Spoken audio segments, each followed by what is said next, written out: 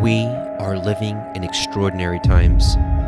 The Elohim of Abraham, Isaac, and Jacob, the creator of heaven and earth, has been giving us signs of the times.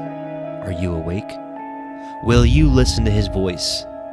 The time is now.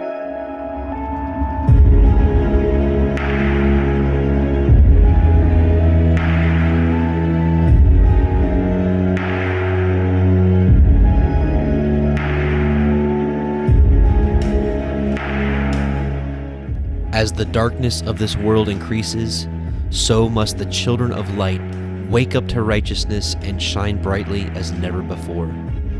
Will you hear the call of the Most High?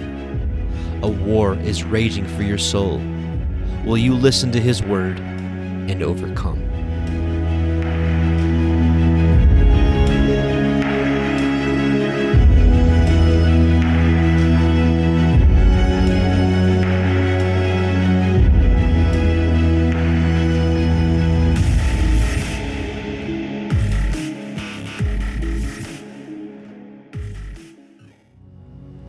And Shabbat Shalom and welcome, brothers and sisters. Welcome to the Parable of the Vineyard YouTube Revelation line by line study.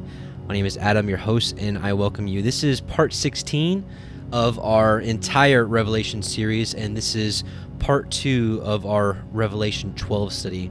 Last week we discussed the heavenly luminaries, the sun, the moon, and stars, and how they would be for signs and for seasons and for days and for years. We specifically talked about them being signs, and we talked about the eclipses, the blood moons, the Revelation 12 alignment from September 23rd, 2017. But tonight, we're going to discuss what Revelation 12 really means. While the sign is extremely important and woke up, well, almost an entire generation, what Revelation 12 actually means is what tonight's all about, and it's going to be extremely important. And praise be to the Most High who reveals wisdom to men. So before we get started, I want to just petition Yah with a little bit of prayer, and we'll get started. And I pray that tonight be a blessing for you and for the Most High, of course. Let's bow our hearts. Heavenly Father, Yahuwah Most High, we just come before you in your Son's name, Messiah Yahushua, and we just thank you so much for him, first and foremost, for his offering and sacrifice for us, and for his atonement for us to bring us back to you and reconcile us back to you. We thank you for your word. We thank you for your word being a light to our path in these dark days, and we bless you, and we just want to continue to be refined and to be found ready when you return. We pray that you bless this study tonight. We thank you for the ability to gather like this, and we just bless you. Amen and amen. And all the people said, Amen. All right, brothers and sisters. So really excited about tonight because, as you guys know, this is Revelation chapter 12. I think I've read more than any chapter in the entire scriptures. And what's so interesting and what I just love about the Most High is that, it doesn't matter how many times you read it. You can read it. I could read this chapter 1,000 times, but when he reveals the understanding, he reveals it. So it can be on the second time you read the chapter or the 200th time you read the chapter. It's all up to him, and all glory, all praise to him for revealing things in his timing. And so I'm really pleased to go over some things that I had never seen before in this chapter until this recent study for this. So I'm really, really excited. So actually, before we get started, hang on. I know some of you might fall asleep during the song intro, so we're going to go ahead and do a little shofar blast, certainly in anticipation for the great shofar blast that we are waiting for.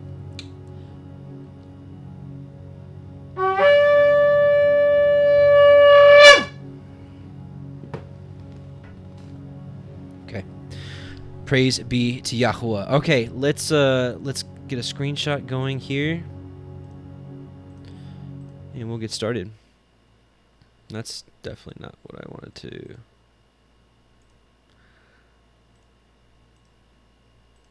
Hang on. I apologize. It's not refreshing. Okay. Technical difficulties. Give me just a moment, brothers and sisters. I apologize. Yeah, give me just a moment here.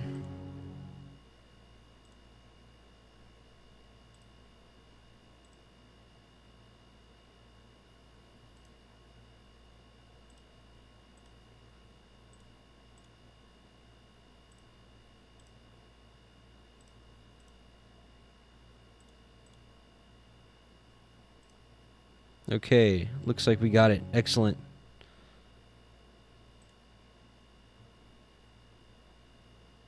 Okay, so we are reading Revelation chapter 12, of course. We're going to be reading in the Sefer version. And, of course, we will be cross-referencing with many other versions tonight. So, with that being said, let's get started.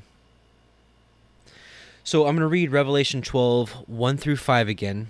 And we're going to go back through it, but talk about some key points tonight. We're going to talk about... So again, last week we talked about the sign, but this week we're going to talk about specifically who the woman is, who the children are, who the dragon is, what the beast is or who the beast is, and heaven in the last days. Is it where we think it is? And does the woman in heaven have something to do with each other? So I just gave you a sneak peek, of course, with what's going to happen tonight, but it's okay. So Revelation 12, 1 through 5, and there appeared a great wonder in heaven, a woman clothed with the sun and the moon under her feet, and upon her head a crown of 12 stars. And she being with child cried, travailing in birth, and pain to be delivered. And there appeared another wonder in heaven, and behold, a great red dragon, having 7 heads and 10 horns, and 7 crowns upon his heads. And his tail drew the third part of the stars of heaven, and did cast them to the earth. And the dragon stood before the woman, which was ready to be delivered, for to devour her child as soon as it was born. And she brought forth a male child, who was to rule all nations with a rod of iron, and her child was caught up unto YHWH and to his throne. Actually, we're going to read through verse 6. And the woman fled into the wilderness, which we're going to be talking about the wilderness quite a bit tonight, and this is actually a good thing, which we're going to find out here shortly, where she has a place prepared of Yah, that they should feed her there 1,260 days. So, all right, so now let's go back and let's talk about what this really means and what this is actually saying here. And there's actually a lot to be said in these 6 verses. As you know, with these line-by-line studies, I like to go through each and every line, each and every verse, and each and every word sometimes to make sure that we get the full understanding of this book. Because, as we said before, the book of Revelation is like the field manual for the end times. So let's study this closely. So here we go. Let's talk about this. So, and there appeared a great wonder in heaven, a woman clothed with the sun. So let's talk about the woman clothed with the sun. This is the revealing of Zion. And I'm going to show you through the scriptures what is actually being said here. So we've got a woman being clothed with the sun. Let's talk about it. So let's go through some verses here. We're going to start, of course, again, Revelation 12:1. And there appeared a great wonder in heaven, a woman clothed with the sun. Let's talk about that now. Let's talk about what this sun could actually symbolize, because again, in the sign, in the luminaries, she was clothed with the sun. But let's talk about what this actually means. So Matthew 17:2, and this is obviously speaking about Messiah Yahushua, and was transfigured before them, and his face did shine as the sun, and his raiment was white as the light. So Messiah Yahushua shone like he was actually the sun. Revelation 1:16, and he had in his right hand 7 stars, and out of his mouth went a sharp 2-edged sword, and his countenance was as the sun shineth in his strength. Okay, so here's 2 witnesses that Messiah Yahushua shines as the sun. Here's number 3, Revelation 10:1, and I saw another mighty angel come down from heaven, clothed with a cloud, and a rainbow was upon his head, and his face was as it were the sun, and his feet pillars of fire. Now, so those are 3 witnesses that Messiah Yahushua shines as the sun. And you're going to see here shortly that this is also going to happen when he is revealed with New Jerusalem. Revelation 21:23, and the city had no need of the sun, neither of the moon, to shine in it, for the glory of Elohim did lighten it, and the Lamb is the light thereof. So this is talking about the city of New Jerusalem, which, quite frankly, is New Jerusalem is the woman that we see in Revelation 12, verse 1. Psalm 104:2, speaking, of course, about the Most High, who coverest thyself with light as with a garment. So again, what we're talking about here is Revelation 12:1, where we have a woman clothed with the sun, clothed with the light. So again, who covers thyself with light as a garment, who stretches out the heavens like a curtain. And as anytime we come across scriptures that destroy the heliocentric model, here's example 441, who stretches out the heavens like a curtain. Just doesn't work with the heliocentric model. So we know that Messiah Yahushua shines like the sun. Well, who else? 1 John 3:2, beloved, speaking to us, or people that believe in Messiah Yahushua, beloved, now are we the sons of Elohim, and it doth not yet appear what we shall be, but we know that when he shall appear, we shall be like him, for we shall see him as he is. So if Messiah Yahushua comes down, shining like the sun, well, the scriptures here is saying that when he appears, we shall also be like him. In the book of Enoch, I actually didn't reference this. I wish I would have found this before in my notes. But in Enoch, it says that the righteous will shine as fiery lights before Yahuwah. Matthew 13:43. This is talking about obviously end times and in a kingdom context. Then shall the righteous shine forth as the sun in the kingdom, which the kingdom is within the walls of New Jerusalem, of their Father. Who has ears to hear, let him hear. So now we're going to put some of this stuff together, and it's going to start to make sense. So again, Messiah is going to shine like the sun, and his people that are glorified will shine like the sun. Isaiah 62, for Zion's sake will I not hold my peace. Zion is a name for another Jerusalem. And for Jerusalem's sake will I not rest until the righteousness thereof go forth as brightness, and the salvation thereof as a lamp that burns. And the Gentiles shall see thy righteousness, and all kings thy glory, and thou shalt be called by a new name, which the mouth of Yahuwah shall name. So this is basically saying that New Jerusalem, when it comes, will go forth as brightness, and the salvation thereof as a lamp that burns. So we're starting to make some connections here. So what did we see in Revelation 12:1? A woman clothed with the sun, right? So a sign in heaven. So we saw the stars aligning to give us like the shout, the warning. Hey, this is happening, right? This is coming. But there is going to be a day. We all pray sooner than later, where Messiah Yahushua is going to come down with New Jerusalem. Now, I know a lot of you have been taught that New Jerusalem comes at the end of the 1,000-year millennial reign. I'm going to show you tonight, without a shadow of a doubt, that he actually is revealed with New Jerusalem. When he comes, when he's revealed, his reward and salvation is with him. That's New Jerusalem. The Gentiles shall see thy righteousness, and all kings thy glory, and thou shalt be called by a new name, which the mouth of Yahuwah shall name. And let's see. Thou shalt also be a crown of glory in the hand of Yahuwah, and a royal diadem in the hand of thy Elohim. So just a real quick reference that New Jerusalem will be called by a new name. Also the people, right? The people will be called by a new name as well. Revelation 3:10-12. This is, of course, to the Church of Philadelphia. Because you have kept the word of my patience, I also will keep you from the hour of temptation, which is the time of trouble, the great tribulation, whatever you want to call it, which shall come upon all the world to try them that dwell upon the earth. Behold, I come quickly. Hold that fast which you have, that no man takes your crown. Him that overcomes will I make a pillar in the temple of my Elohim, and he shall go no more out, and I will write upon him the name of my Elohim, and the name of the city of my Elohim, which is New Jerusalem, which cometh down out of heaven from my Elohim, and I will write upon him my new name. So just some interesting connections there. So again, you shall be also a crown of glory in the hand of Yahuwah, and a royal diadem in the hand of thy Elohim. Now, isn't it interesting that it's talking about Zion, New Jerusalem? It's talking about coming forth with brightness. It's talking about a crown, right, or a royal diadem, right? And we saw in the Revelation 12 sign that a woman clothed with the sun, a moon under her feet, and a crown of 12 stars above her head. And we, as if you were here with us last week, we know that the stars are a reflection or a representation of those that hearken to the voice of Yahuwah, basically his righteous, his chosen, his holy, his Kodesh, his set-apart people. And and we're seeing that here. So it's interesting. Isaiah 62 is already making so many connections in 3 verses. Thou shalt no more be termed forsaken, neither shall thy land any more be termed desolate, but you shall be called Hephzibah, and thy land Beulah. For the Lord, for Yahweh, delight in you, and your land shall be married. For as a young man marries a virgin, so shall your sons marry you. And as the bridegroom rejoices over the bride, so shall thy Elohim rejoice over thee.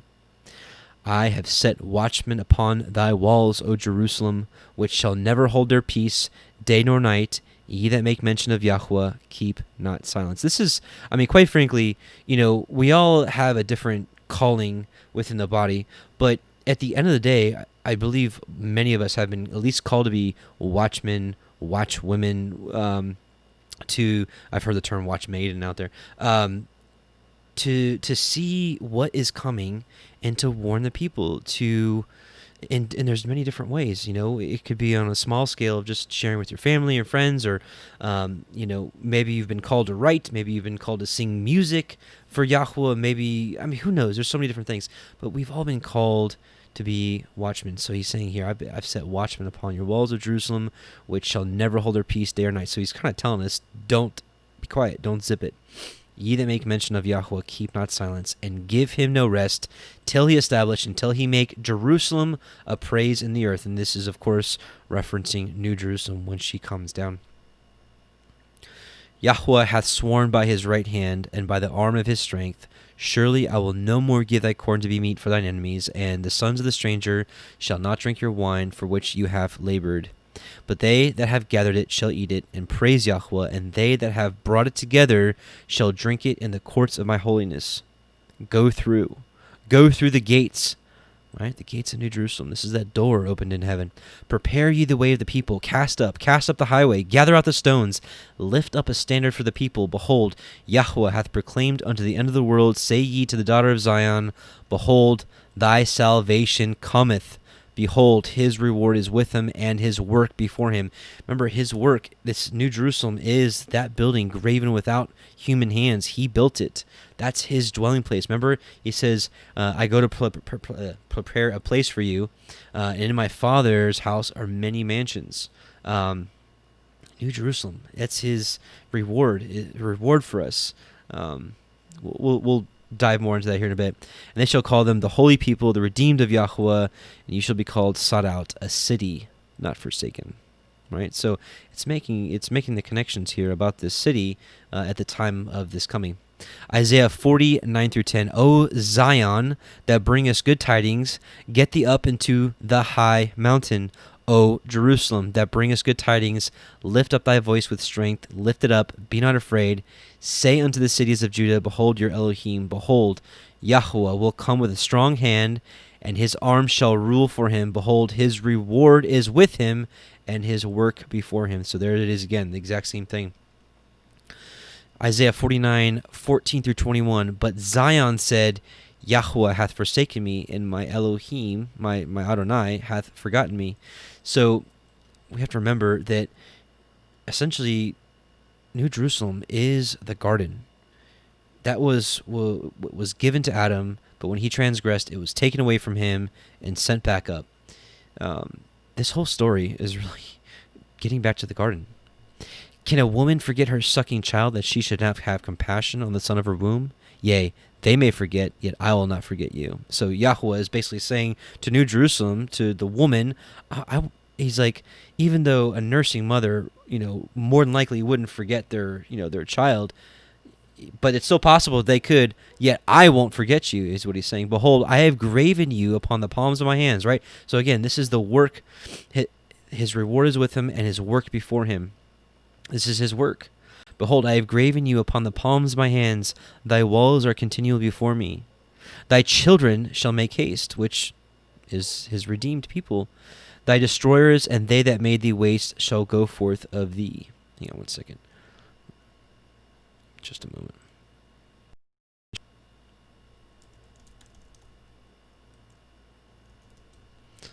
Okay. Lift up your eyes round about, and behold, all these gather themselves together and come to thee. As I live, says Yahweh, you shall surely clothe thee with them all. So again, interesting. Remember Revelation 12:1, a woman clothed with the sun. And we saw that Messiah shines forth as the sun, and his redeemed, his holy people also shine forth as the sun. So thou shalt surely clothe thee with them all as with an ornament, and bind them on thee as a bride does. So again, it's referencing his New Jerusalem's children, the woman's children, right, will be clothed like clothing upon her. And it said, literally says, well,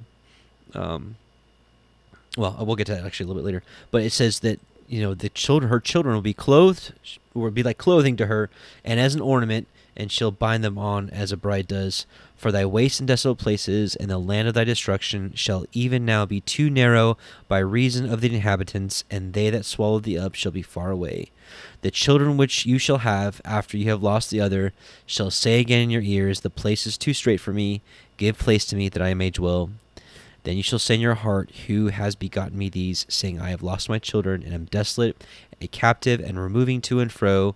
Who has brought up these? Behold, I was left alone, and these, where had they been? So what a joyful day when New Jerusalem comes down and will be united with her children, which is, quite frankly, is the day that we are waiting for.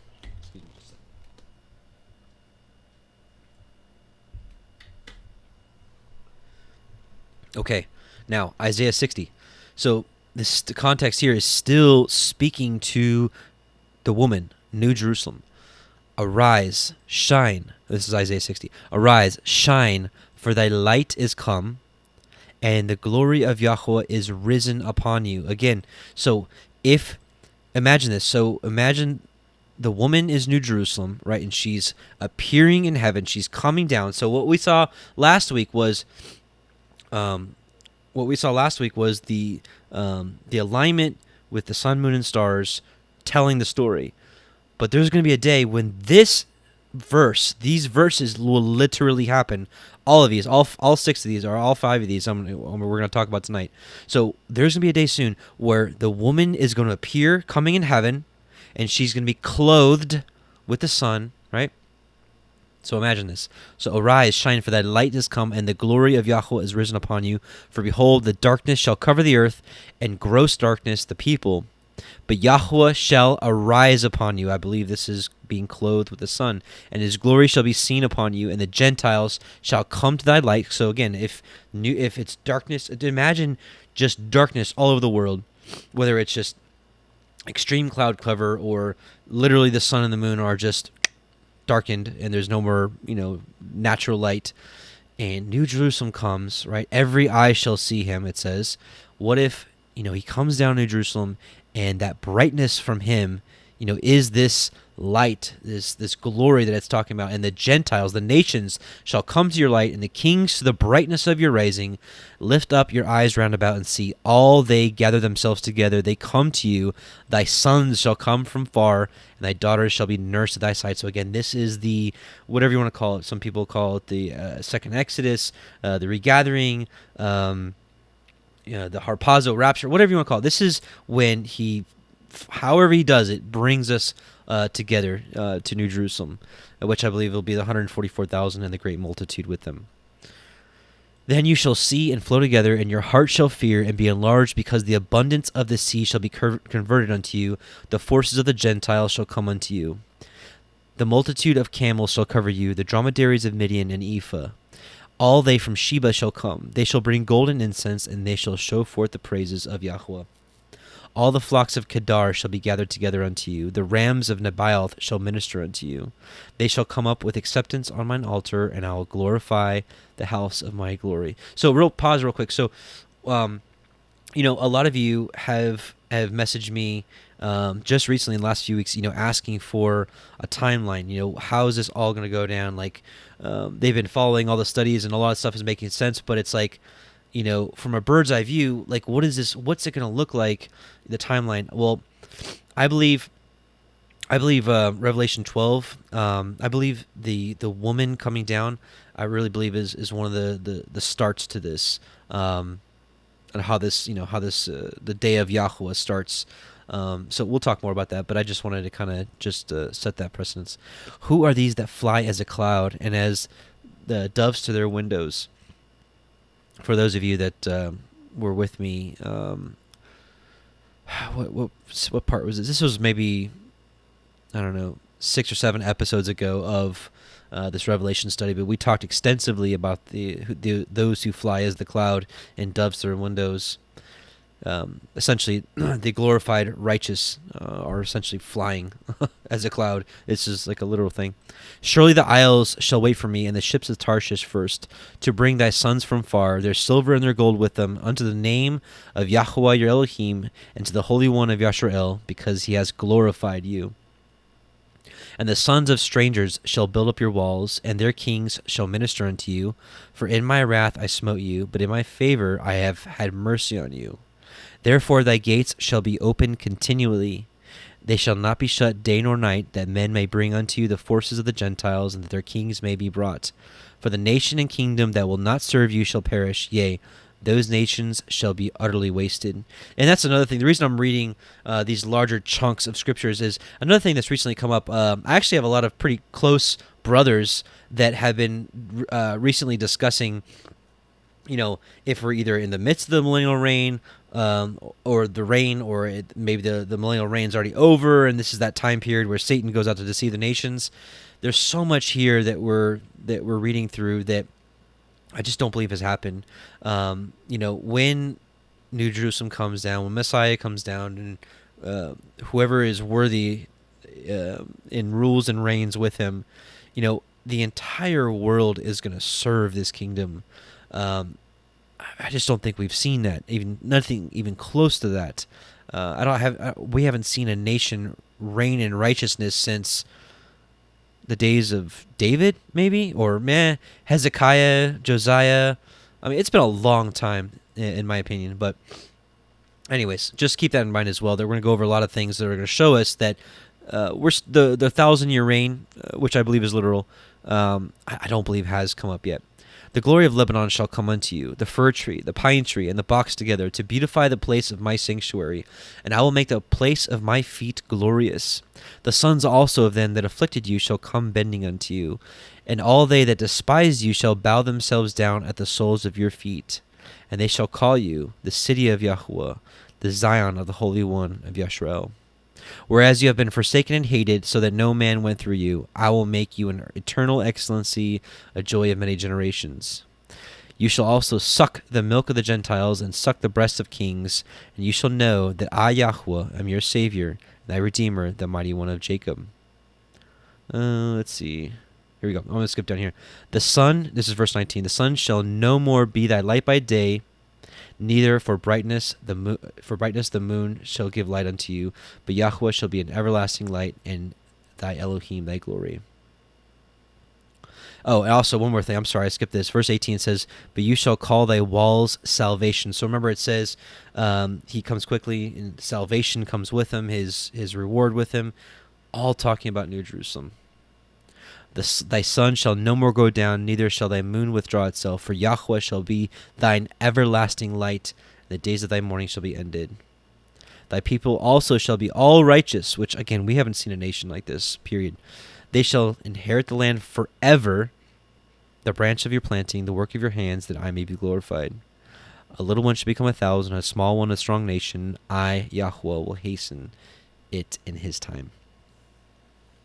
Isaiah 52, 1-10. Awake, awake, put on thy strength, O Zion. Put on thy beautiful garments, O Jerusalem. Again, talking about New Jerusalem, we see this beautiful garments. Again, what we're talking about, a woman clothed on beautiful garments, woman clothed with the sun, right? O Jerusalem, the holy city, for henceforth there shall no more come unto you the uncircumcised and the heathen. Shake thyself from the dust, arise and sit down, right? So sit down, O Jerusalem, loose thyself from the bands of thy neck, O captive daughter of Zion. For thus saith YHWH, you have sold yourself for naught, and ye shall be redeemed without money. For thus saith YHWH Eloheinu, my people went down aforetime into Egypt to sojourn there. and the Assyrian oppressed them without cause. Now therefore, what have I here, saith Yahuwah, that my people is taken away for naught? They that rule over them make them to howl, saith Yahuwah, and my name continually every day is blasphemed. Therefore my people shall know my name. Therefore they shall know in that day that I am he that does speak. Behold, it is I. How beautiful upon the mountains are the feet of him that brings good tidings, that publisheth peace, that bringeth good tidings of good, that publisheth salvation, that saith unto Zion, Thy Elohim reigneth. Thy watchmen shall lift up the voice. With the voice together they shall sing, for they shall see eye to eye when Yahweh shall bring again Zion. Break forth into joy, sing together, ye waste places of Jerusalem, for Yahweh hath comforted his people, he hath redeemed Jerusalem. Yahweh has made bare his holy arm in the eyes of all the nations, and all the ends of the earth shall see the salvation of our Elohim. Remember, we just read earlier, verse 18. Violence shall no more be heard in thy land, wasting nor destruction within thy borders, but thou shalt call thy walls salvation. Right? Yahweh hath made bare his holy arm. That's Messiah Yahusha, right? Of all the nations, and all the ends of the earth shall see the salvation of our Elohim. They're going to see, every eye is going to see New Jerusalem. What a sight that is going to be to see. What a sight that will be to see. Here's just a little one. Jeremiah 31:22. How long will you go about, O backsliding daughter? For Yahweh hath created a new thing in the earth. A woman shall compass a man, right? So we're going to be dwelling, or whoever is found to be righteous will be dwelling within the woman. The woman is New Jerusalem. So a woman shall compass a man. Now, Revelation 21. Now, if we were to isolate verses Revelation 21 verses 1 through 2, this is really the only verse that even sounds like New Jerusalem comes at the end. But if we keep reading, we'll see very clearly that this is not the end. And Revelation 21, and I saw a new heaven and a new earth, for the first heaven and the first earth were passed away, and there was no more sea. And I, John, saw the holy city, New Jerusalem, coming down from Elohim out of heaven, prepared as a bride adorned for her husband. And I heard a great voice out of heaven saying, Behold, the tabernacle of Elohim is with men. So this is going to come here and just on handy shortly, but the tabernacle of Elohim is New Jerusalem. And he will dwell with them, and they shall be his people, and Elohim himself shall be with them, and be their Elohim. And Elohim shall wipe away all tears from their eyes, and there shall be no more death, neither sorrow, nor crying, neither shall be any more pain, for the former things are passed away. So during the time of the reign, these things aren't going to happen, and certainly we're not living in that time right now where there's no death, no crying, and certainly pain is still here. A lot of us know that. Anyways, and he that sat upon the throne said, Behold, I make all things new. And he said unto me, Write, for these words are true and faithful. And he said unto me, It is done. I am Alpha and Omega, the beginning and the end. I will give unto him that is thirst of the fountain of the water of life freely. He that overcometh shall inherit all things, and I will be his Elohim, and he shall be my son. But the fearful and unbelieving, and the abominable, and murderers, and whoremongers, and sorcerers, and idolaters, and all liars shall have their part in the lake which burneth with fire and brimstone, which is the second death. And there came unto me one of the seven angels, which had 7 vials of the 7 last plagues, which this is, Revelation 8. So that's the thing about Revelation that would get people confused, is like it bounces around from verse to verse, like time frames.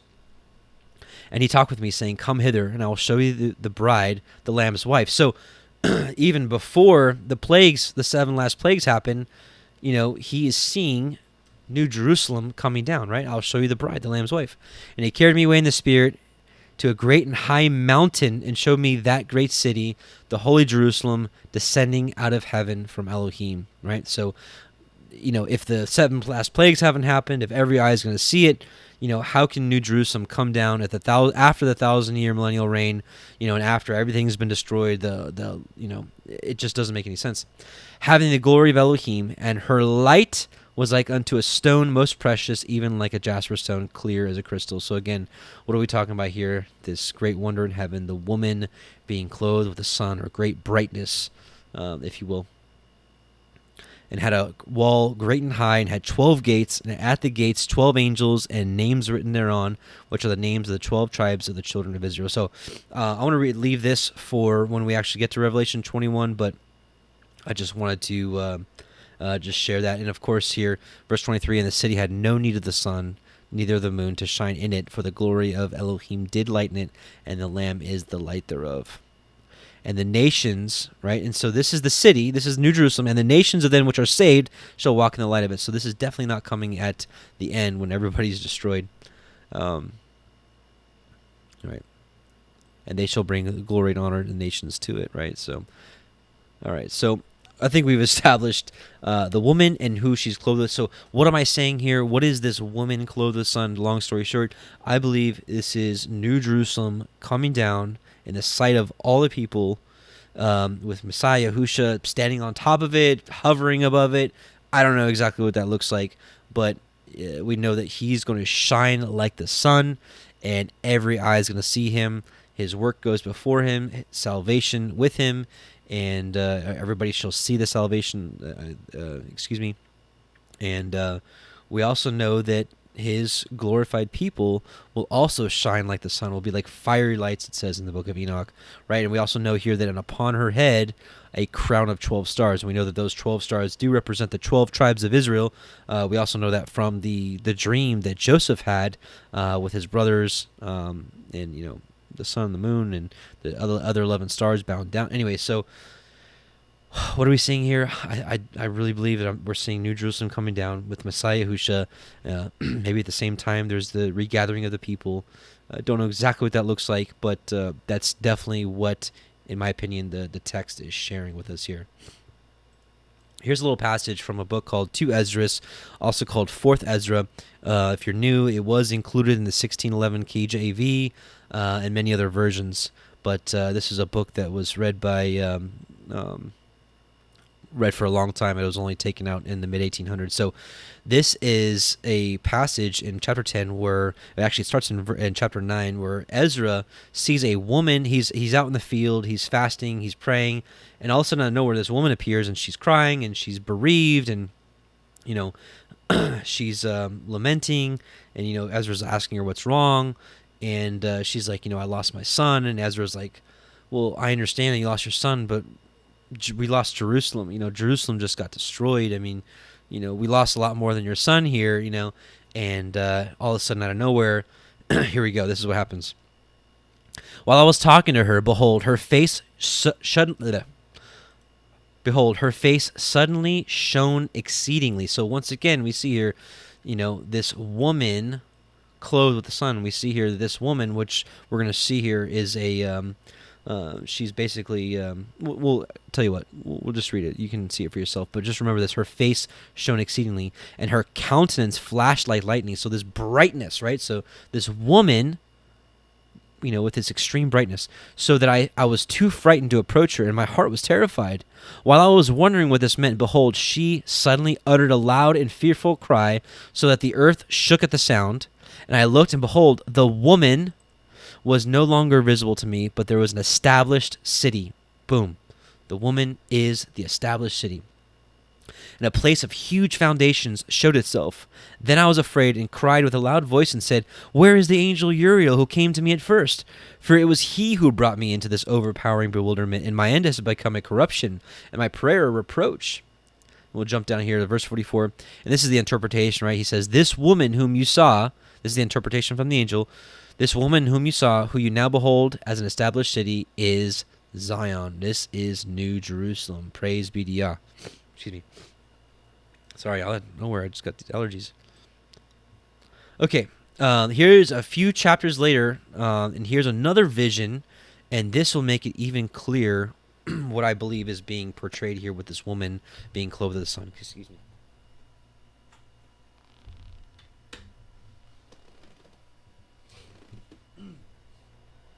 Okay, 2 Ezra chapter 13, verses 1 through 7. Oops, sorry. After 7 days I dreamed a dream in the night, and behold, a wind arose from the sea and stirred up all its waves. And I looked, and behold, this wind made something like the figure of a man come up out of the heart of the sea. And I looked, and behold, that man flew with the clouds of heaven, and wherever he turned his face to look, everything under his gaze trembled. And whenever his voice issued from his mouth, all who heard his voice melted as wax melts when it feels the fire.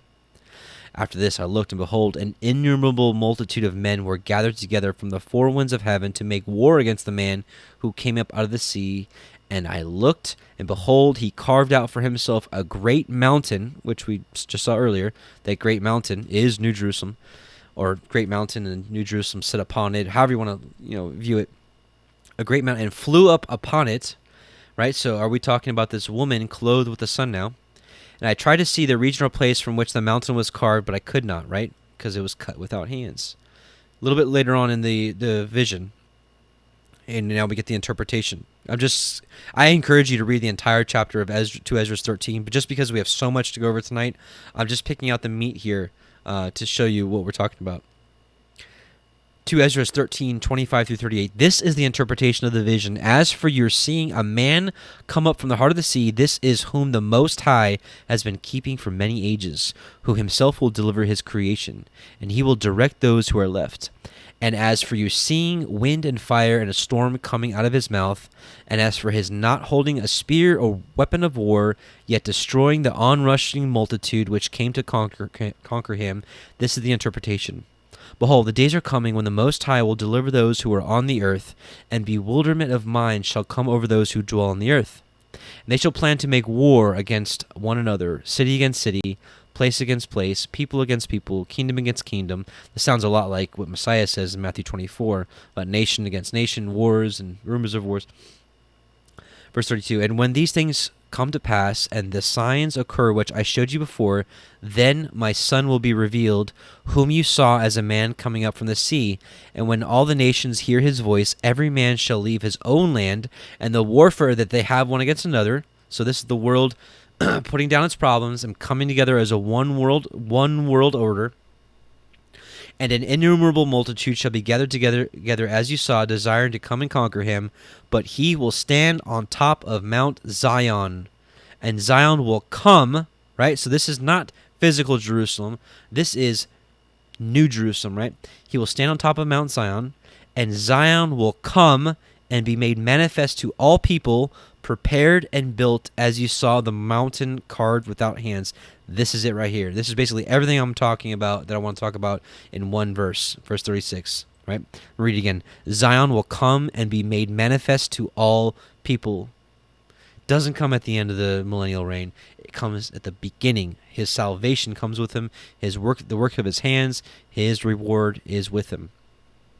Prepared and built as you saw the mountain carved without hands, and he, my Son, will reprove the assembled nations for their ungodliness, for this was symbolized by the storm, and will reproach them to their face with their evil thoughts and the torments with which they are to be tortured, which were symbolized by the flames, and will destroy them without effort by the law, the Torah, which was symbolized by the fire. So, praise be to Yah on that. A couple more verses about the sun that are very interesting. So again, we're talking about this woman clothed with the sun, which is probably the most important thing to understand about this chapter. Actually, excuse me, the last verse actually of this chapter is. But we're talking about the sun. Revelation 16, 8 through 9. And the fourth angel poured out his vial upon the sun, and power was given unto him to scorch men with fire. And men were scorched with great heat, and blasphemed the name of Elohim, which hath power over these plagues, and they repented not to give him glory. So we see, so is this talking about the luminary up there? Is there an angel going up to the sun and pouring something on the sun, and now the sun is like scorching men with fire, like breathing fire on people? Maybe. I don't put it past that. But let's look at something we looked at a few weeks ago in Revelation 11. Let's see if this makes a little more sense. Because again, we're talking about the woman clothed with the sun. Fourth angel poured his vial upon the sun, and power was given unto him to scorch men with fire.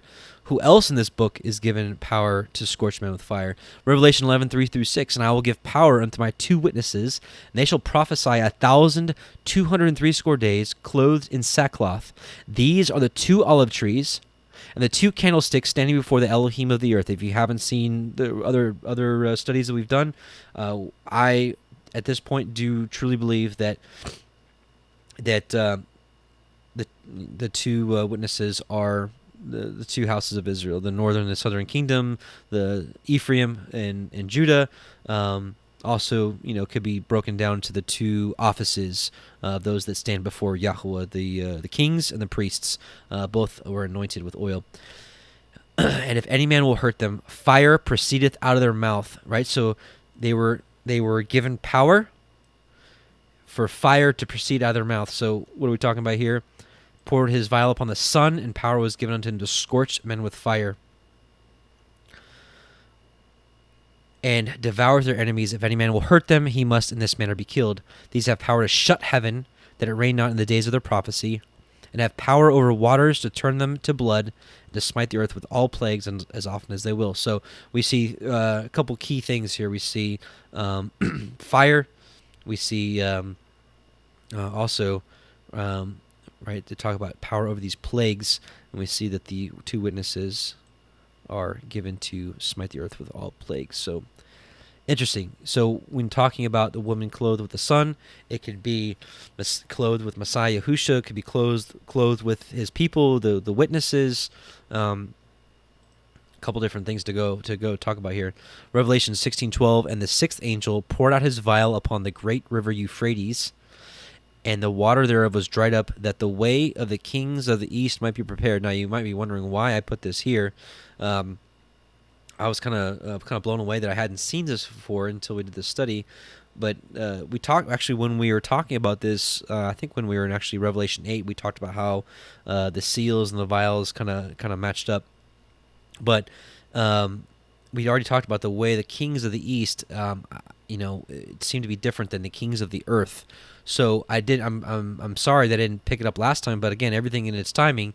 The kings of the east. So let's take a look what it's actually saying here. Again, this is Revelation 16:12. That the way of the kings of the east. The sun, kings of the sun, rays of the sun, the light of day. The sun by implication, light, the east, the sun. So it's pretty interesting that it's actually really says the way of the kings of the sun might be prepared. What do you do with that? Interesting, right? Revelation 19:17 through 21, and I saw an angel standing in the sun, and cried out with a loud voice, saying to all the fowls that fly in the midst of heaven, come and gather yourselves together unto the supper of the great Elohim, that ye may eat the flesh of kings, and the flesh of captains, and the flesh of mighty men, and the flesh of horses, and them that sit on them, and all the flesh of men, both free and bond, both small and great.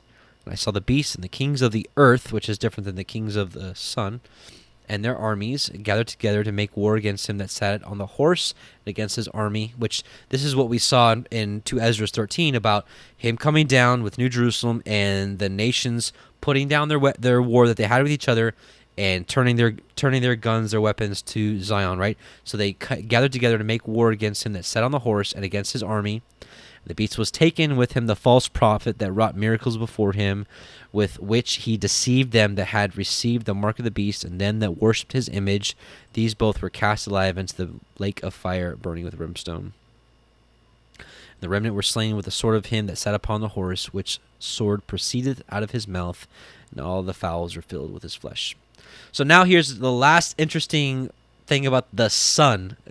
It's probably a verse that we some of us have maybe forgotten, but Malachi 4, for behold, the day cometh that shall burn as an oven, and all the proud, yea, and all that do wickedly shall be stubble, and the day that cometh shall burn them up, saith Yahweh Sebaot, that it shall leave them neither root nor branch. But unto you that fear my name shall the Son of righteousness arise with healing in his wings, which is interesting because a little bit later we're going to talk about, where is it? Verse 14, I think? Yeah. And the woman were given 2 wings of a great eagle, and we also know that the woman was clothed with the sun. So interesting connection here. But unto you that fear my name shall the Son of Righteousness arise. We saw earlier, talking to New Jerusalem, arise, shine, for thy light is come. So again, but unto you that fear my name shall the Son of Righteousness arise with healing in his wings, and ye shall go forth and grow up as calves of the stall, and ye shall tread down the wicked, for they shall be ashes under the soles of your feet in the day that I shall do this, saith Yahweh Sebaot. Now, here's what really matters. Remember ye the law of Moses, the Torah of Moses, which is really the Torah of Yahweh that he gave through Moses, and Moses gave to the people. So remember ye the Torah of Moses, my servant, which I commanded unto him in Horeb for all Yisrael with the statutes and judgments. Behold, I will send you Elijah the prophet before the coming of the great and dreadful day of Yahweh, and he shall turn the heart of the fathers to the children, and the heart of the children to their fathers, lest I come and smite the earth with a curse. So really interesting connections here with, again, the woman being clothed with the sun. So what did we? I need to summarize. Sometimes I forget. I need to summarize. We talk about so much stuff that sometimes we have to back up and be like, wait a minute. Okay, what did we actually just talk about? So New Jerusalem comes down. Messiah Yahusha, his saints come down, and it's this bright light, this shining. The nations come to it, want to destroy it. I believe that this is something that we are going to see when this all goes down. So heaven, so what is even heaven? Let's talk about this for a little bit, especially in regards to the last days. Psalm 11:4. This is what we know. The Yahweh is in his holy temple. Yahweh's throne is in heaven. His eyes behold, his eyelids try the children of men. So we know, right? He sits. Isaiah 66. Heaven is his throne. The earth is his footstool. Right? That's how it is now. But what's going to happen in the last days? Let's talk about it. Where will heaven be in the last days? Isaiah 2:1-2. The word that Isaiah the son of Amoz saw concerning Judah and Jerusalem. And it shall come to pass in the last days, right, the last days, that the mountain of Yahweh's house shall be established in the top of the mountains, and shall be exalted above the hills, and all nations shall flow to it. So it's saying that his house shall be established in the top of the mountains. It's going to come down. Micah 4:1-2, basically repeating. But in the last days it shall come to pass that the mountain of the house of Yahweh shall be established, right? My father's house are many mansions, shall be established in the top of the mountains, and it shall be exalted above the hills, and people shall flow into it. And many nations shall come and say, come, let us go up to the mountain of Yahweh, into the house of the Elohim of Yaakov, and he will teach us of his ways, and we will walk in his paths. For the Torah shall go forth of Zion, and the word of Yahweh from Jerusalem. Here, give me a second. I have got to blow my nose. I'm sorry.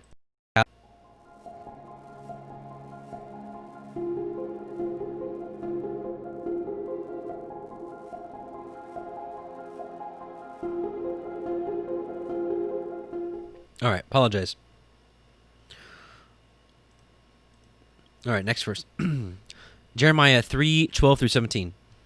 Go and proclaim these words toward the north, and say, return, you backsliding Israel, saith Yahweh, and I will not cause mine anger to fall upon you, for I am merciful, saith Yahweh, and will not keep anger forever. Only acknowledge your iniquity. We talked about this before. Extremely important. Daniel chapter 9 is an amazing prayer that not only acknowledges our own sins, but acknowledges the sins of our fathers. And it's actually somewhere in Torah. I think it's in Leviticus. It's actually a commandment that we not only acknowledge our own iniquity, but the iniquity of our fathers. Only acknowledge your iniquity, that you have transgressed against Yahweh your Elohim, and hast scattered thy ways to the strangers under every green tree, and ye have not obeyed my voice, saith Yahweh. Right? Obeying his voice is keeping his Torah. Turn, O backsliding children, saith Yahweh, for I am married unto you, and I will take you one of a city and two of a family, and I will bring you to Zion. Now, I can't tell you how many of you that I've spoken to where this right here seems to be so true. Now, the amazing part is there's many of you out there that your entire family is, on board, believes, of course, in the Most High, that He's true, that He sent His Son for our reconciliation, and that we are to follow the Torah, keep His commandments, do His feast days, keep every part of the Torah that we can. But for a lot of us, this right here, unfortunately, is true. At least with, adults. Children, different story.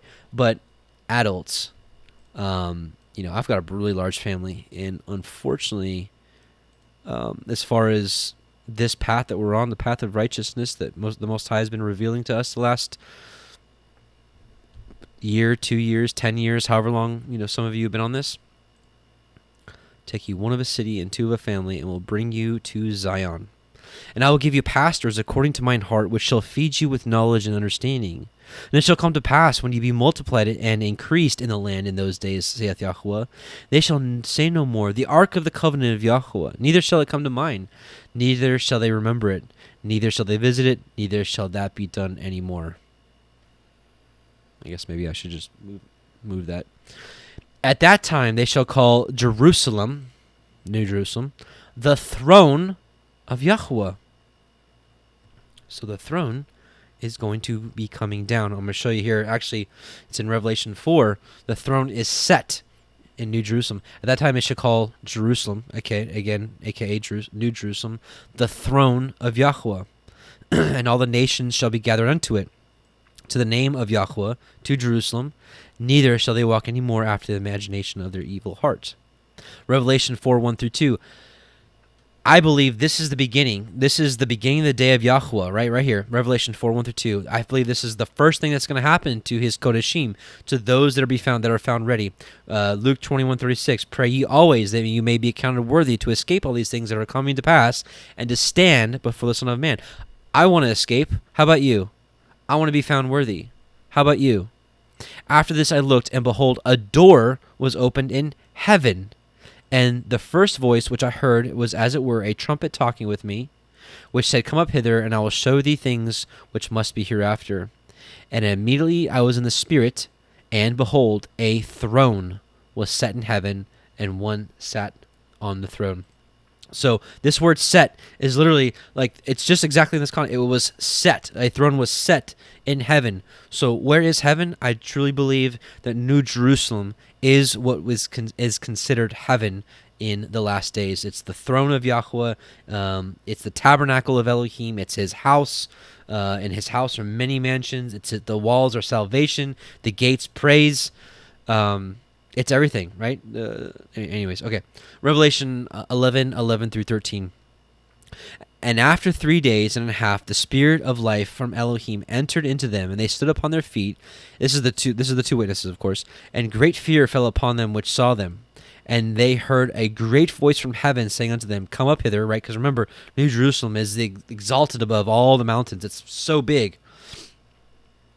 A voice from heaven saying, Come up hither. Is this that same voice right here? Revelation 4, where it says, Come up hither, and I must show thee things which must be hereafter. Is that the first thing that we're going to hear? Or those that may be, found ready, righteous and ready? And they heard a great voice from heaven saying unto them, Come up hither. And they ascended up to heaven in a cloud, and their enemies beheld them. And at the same hour there was a great earthquake, and the 10th part of the city fell. And in the earthquake were slain of men 7,000, and the remnant were affrighted, and gave glory to the Elohim of heaven. So, we've established the woman. We've probably established the sun. We've established the stars, of course. And did I say we established heaven? Yeah, okay. All right, we got a lot more to go over, and we've already gone through the first hour. All right, I better hurry up. Excuse me. Okay, so recap again. Revelation 12, 1-2. The woman, New Jerusalem, coming down with glory, being revealed with YHWH to the nations, and the sign of the coming birth. Revelation 12, 3-4. Satan's kingdom, the fourth beast, surrounds the woman. And we're going to discuss more of this next week because we're going to be finishing chapter 12 today. Chapter 13 is all about the beast, and anything I talk about the beast tonight is going to take away from next week. So we'll leave that. But essentially, we kind of already got a touch of that, where we see here, again, there appeared another wonder in heaven. And we're actually going to talk about this here very quickly, very shortly, about what this sign of the dragon might actually be. and something that I've been wrestling with for 4 or 5 years now. And I really think that Yahweh may have revealed that, at least to me. Some of you may have already known this, but at least to me, maybe just in these last few weeks. There appeared another wonder in heaven, and behold, a great red dragon, having 7 heads and 10 horns, and 7 crowns upon his heads, and his tail drew the third part of the stars of heaven, and it cast them to the earth. And the dragon stood before the woman, which was ready to be delivered, for to devour her child as soon as it was born. So this dragon standing before the woman, which we see really is this 7 heads and 10 horns and 7 crowns upon his head. This is the 4th beast. And we know that the 4th beast, which we'll talk about next week, was likened unto a leopard, a bear, and a lion, which those are the first 3 beasts. And coupled with the 4th beast, now you've got a new world order. You've got a one world organization coming together, ready to take her down. We saw it in 2 Ezra chapter 13 about how he was revealed and flew upon the mountain. So he was revealed with New Jerusalem, and then the world came and surrounded her. That is, I believe, what we're talking about right here, where the dragon stood before the woman, which was ready to be delivered, right? But we're going to talk more about what I believe that this actual sign is. I think this is going to be literal, which we'll talk about. So now let's talk about verse 5. And she brought forth a male child who was to rule all nations with a rod of iron, and her child was caught up unto Yahweh and to his throne. All right. So we read this just a second ago, but just a refresher. Revelation 4, 1 through 2. After this, I looked, and behold, a door was opened in heaven. I believe this is the gate of New Jerusalem being opened. And the first voice which I heard was as it were a trumpet talking with me. Remember, that great trumpet will be blown. And where is it? I think it's Isaiah 11, but we'll keep going for time's sake, which said, Come up hither, and I will show thee things which must be hereafter. And immediately I was in the Spirit, and behold, a throne was set in heaven, and one sat on the throne. Remember, we read in Jeremiah 3 earlier that New Jerusalem would be the throne, would be his throne. Talking about this door being open, right? These gates. Isaiah 26:2. Open ye the gates, that the righteous nation which keepeth the truth may enter in. And in case you're new around here, the scriptures are very clear what the truth is.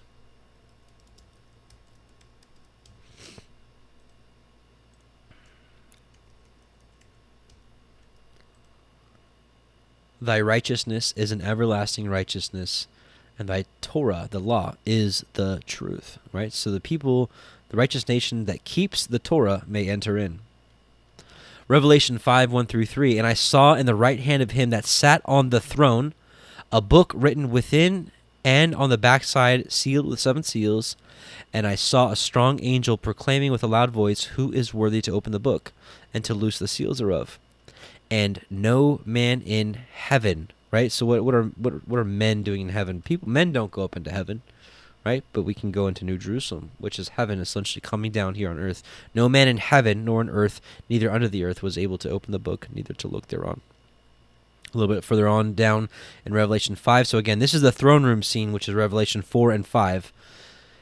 And they sung a new song, saying, You are worthy to take the book and to open the seals thereof, for you were slain, and has redeemed us to Elohim by thy blood out of every kindred and tongue and people and nation. So these aren't angels that are singing this, right? Angels don't have every kindred, tongue, and people and nation. And has made us unto our Elohim kings and priests, and we shall reign on the earth. Who reigns on the earth? Angels? His holy, his redeemed, his Kodesh. Right? So I believe this throne room scene is the gates of New Jerusalem being opened, the trumpet being blasted. Come up here. Come up here. All right. Now we're going to talk a little bit about the wilderness.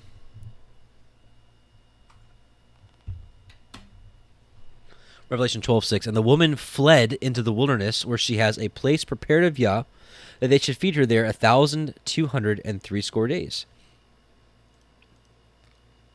All right, so we'll start with Revelation 12:4, which we read a little while ago. And the woman were given 2 wings of a great eagle. Again, really interesting connection to Malachi 4. That she might fly into the wilderness, into her place, where she is nourished for a time, and times, and half a time from the face of the serpent. Which we could decipher this time, times, and half a time. If you took 364 days plus 364 days times 2. So, right, so one time is 1 year, 364, 364, 364, and half a time, half a year, you do come up with 1,260 days. Revelation 17:3. So he carried me away in the spirit into the wilderness, and I saw a woman sit upon a scarlet-colored beast full of names of blasphemy, having 7 heads and 10 horns. So it is the beast that carries the woman. So it's the beast essentially that makes way for this other woman. This is,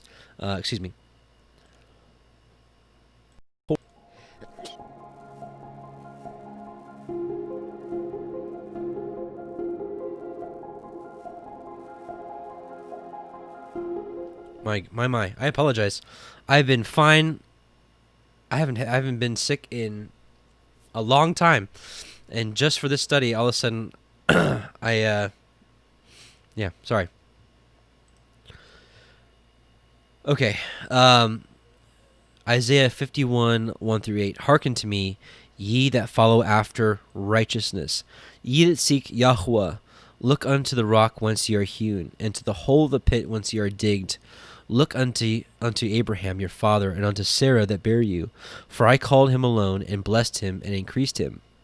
For Yahweh shall comfort Zion. He will comfort all her waste places, and he will make her wilderness, right, like Eden. So again, we're talking about this woman being fled into the wilderness. He will make her, so you're talking about Zion, right? We know Zion is the woman, her. Will make her wilderness like Eden, and her desert like the garden of Yahweh. Joy and gladness shall be found therein, thanksgiving and the voice of melody. Hearken unto me, my people, and give ear unto me, O my nation. For a Torah shall proceed from me, and I will make my judgment to rest for a light of the people. My righteousness is near. My salvation is gone forth, right? And mine arms shall judge the people. The isles shall wait upon me. In mine arm they shall trust.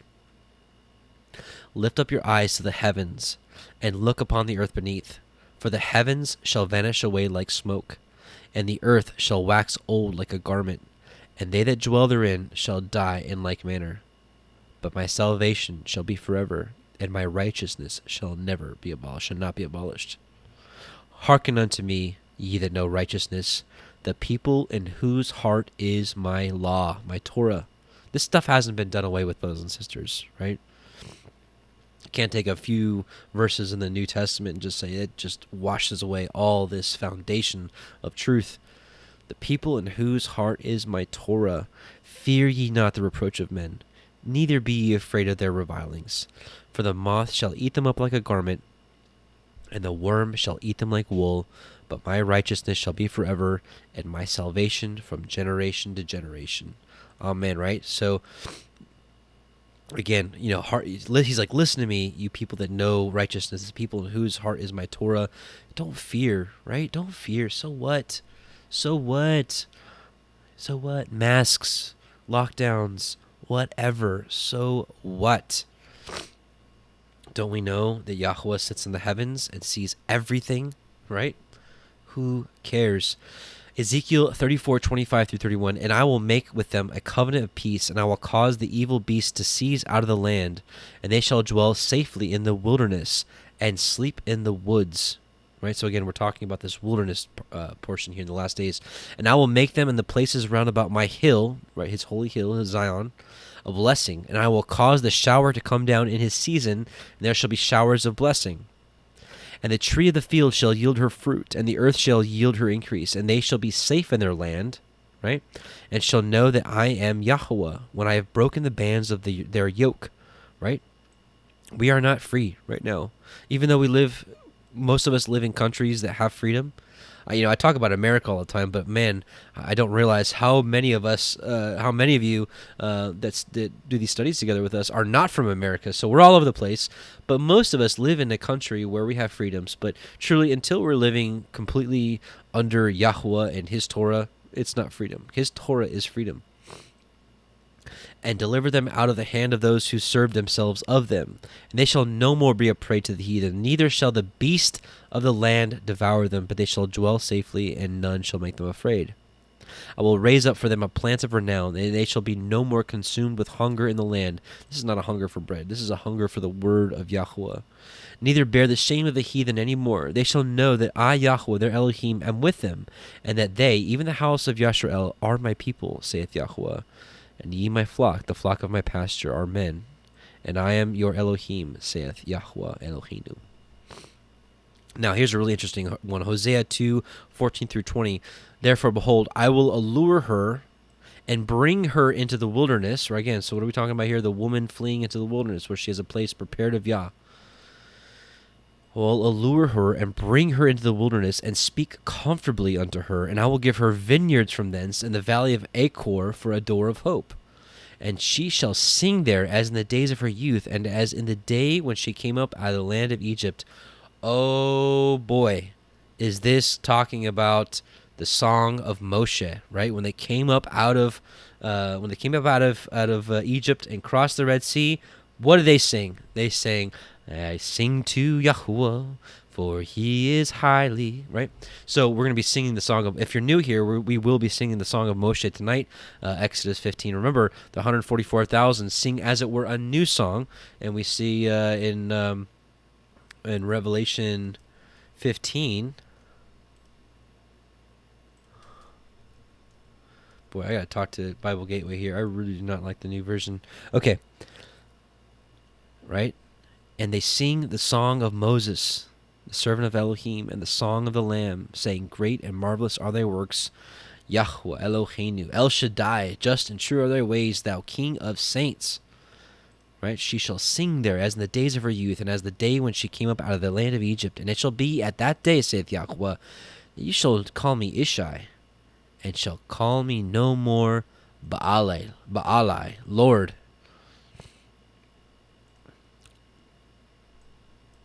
No more of that nonsense, he says. For I will take away the names of Baalim out of her mouth, and they shall no more be remembered by their name.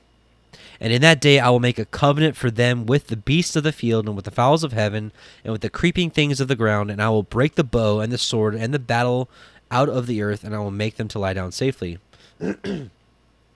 And I will betroth thee unto me forever. Yea, I will betroth thee unto me in righteousness, and in judgment, and in loving kindness, and in mercies. I will even betroth thee unto me in faithfulness, and you shall know Yahweh. Boy, I feel like somebody out there prayed for me, because it just went away. Great, thank you, whoever did that. Ezekiel 20:33 through 38. Now, this is, I think, is the most telling as to what exactly is going on here. As I live, saith Yahweh Eloheinu, surely with a mighty hand and with a stretched out arm and with fury poured out will I rule over you. And I will bring you out from the people and will gather you out of the countries when you are scattered, with a mighty hand and with a stretched out arm and with fury poured out. And I will bring you into the wilderness of the people. Again, we're talking about the woman fleeing into the wilderness where she has a place prepared of Yah. I will bring you into the wilderness of the people, and there will I plead with you face to face. Like as I pleaded with your fathers in the wilderness in the land of Egypt, so will I plead with you, saith Yahweh Eloheinu. And I will cause you to pass under the rod, and I will bring you into the bond of the covenant, and I will purge out from among you the rebels, and them that transgress against me. And I will bring them forth out of the country where they sojourn, and they shall not enter in the land of Israel, and ye shall know that I am Yahweh. So he's saying here that he's going to gather the people out of their scattering, whether we're in the United States or Australia or in South America or in Europe or, Africa, wherever we are. He's going to bring us into the wilderness of the people, and he's going to have us pass on the rod, and he's going to separate the righteous from the wicked, right? He's going to purge out from among us the rebels and them that transgress against him. So what's really important here? Matthew 7:21 through 27. I believe this is that scene, what we just read right here in Ezekiel. Not everyone that says unto me, Lord, Lord, shall enter into the kingdom of heaven, but he that doeth the will of my Father which is in heaven. Many will say to me in that day, Lord, Lord, have we not prophesied in your name, and in your name have cast out devils, and in your name have done many wonderful works, right? We did homeless shelters, we did missionary work, we did this, we did that. And then I'll profess, not that that stuff's bad, I'm just saying, right? we can do all these good works, but what does he want from us? And then I'll profess unto them, I never knew you. Depart from me, ye that work iniquity. You that work a lawlessness. Iniquity, this Greek word is anomia. It's lawlessness. It's transgressing his Torah. We were all ignorant because truth was hidden for many, many centuries, but he has revealed it now. Maybe this is your first time even hearing this, that what? Keep the law. The law was done away with. We're not under the law. Because Paul said so is not going to work for us when all this goes down. It's not going to work. Because the Torah stands forever. The commandments stand. Therefore, whosoever heareth these sayings of mine and doeth them, I will liken him unto a wise man which built his house upon a rock. And the rain descended, and the floods came, and the winds blew, and beat upon that house, and it fell not, for it was founded upon a rock. And every one that heareth these sayings of mine and doeth them not shall be likened unto a foolish man which built his house upon the sand, and the rains descended, and the floods came, and the winds blew, and beat upon that house, and it fell. And great was the fall of it. So we've got the wise and the foolish virgins, right? The wise listen to what Yahushua says, and the foolish don't. What did Yahushua say? Matthew 19:17. And he said unto him, Why callest thou me good? There is none good but the one, that is Elohim. But if thou wilt enter into life, keep the commandments. That's what my Messiah says. And he says a lot more, but Isaiah 34:16-17. Seek ye out of the book of Yahweh and read. No one of these shall fail. None shall want her mate, for in my mouth it hath commanded, and in his spirit it hath gathered them, and he hath cast the lot for them, and his hand hath it divided unto them by line. They shall possess it forever, from generation to generation shall they dwell therein. Right? What are we talking about here? We're talking about the woman, and now it transitions into verse 35. The wilderness and the solitary place shall be glad for them. Right? So again, we're talking about this fleeing into the wilderness here. The wilderness and the solitary place shall be glad for them, and the desert shall rejoice and blossom as the rose. It shall blossom abundantly, and rejoice even with joy and singing. The glory of Lebanon shall be given unto it, the excellency of Carmel and Sharon. They shall see the glory of Yahweh, and the excellency of our Elohim. Strengthen ye the weak hands, and confirm the feeble knees. Say to them that are of a fearful heart, Be strong, fear not. Behold, your Elohim will come with vengeance, even Elohim with a recompense. He will come and save you.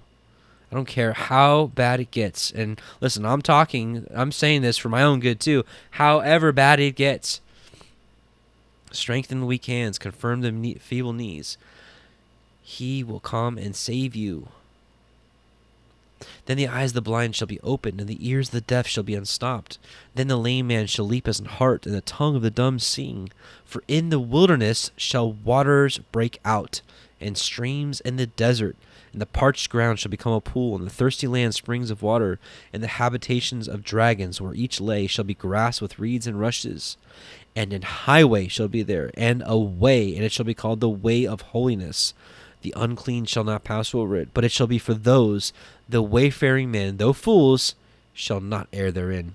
No lion shall be there, nor any ravenous beast shall go up thereon. It shall be not found there, but the redeemed shall walk there.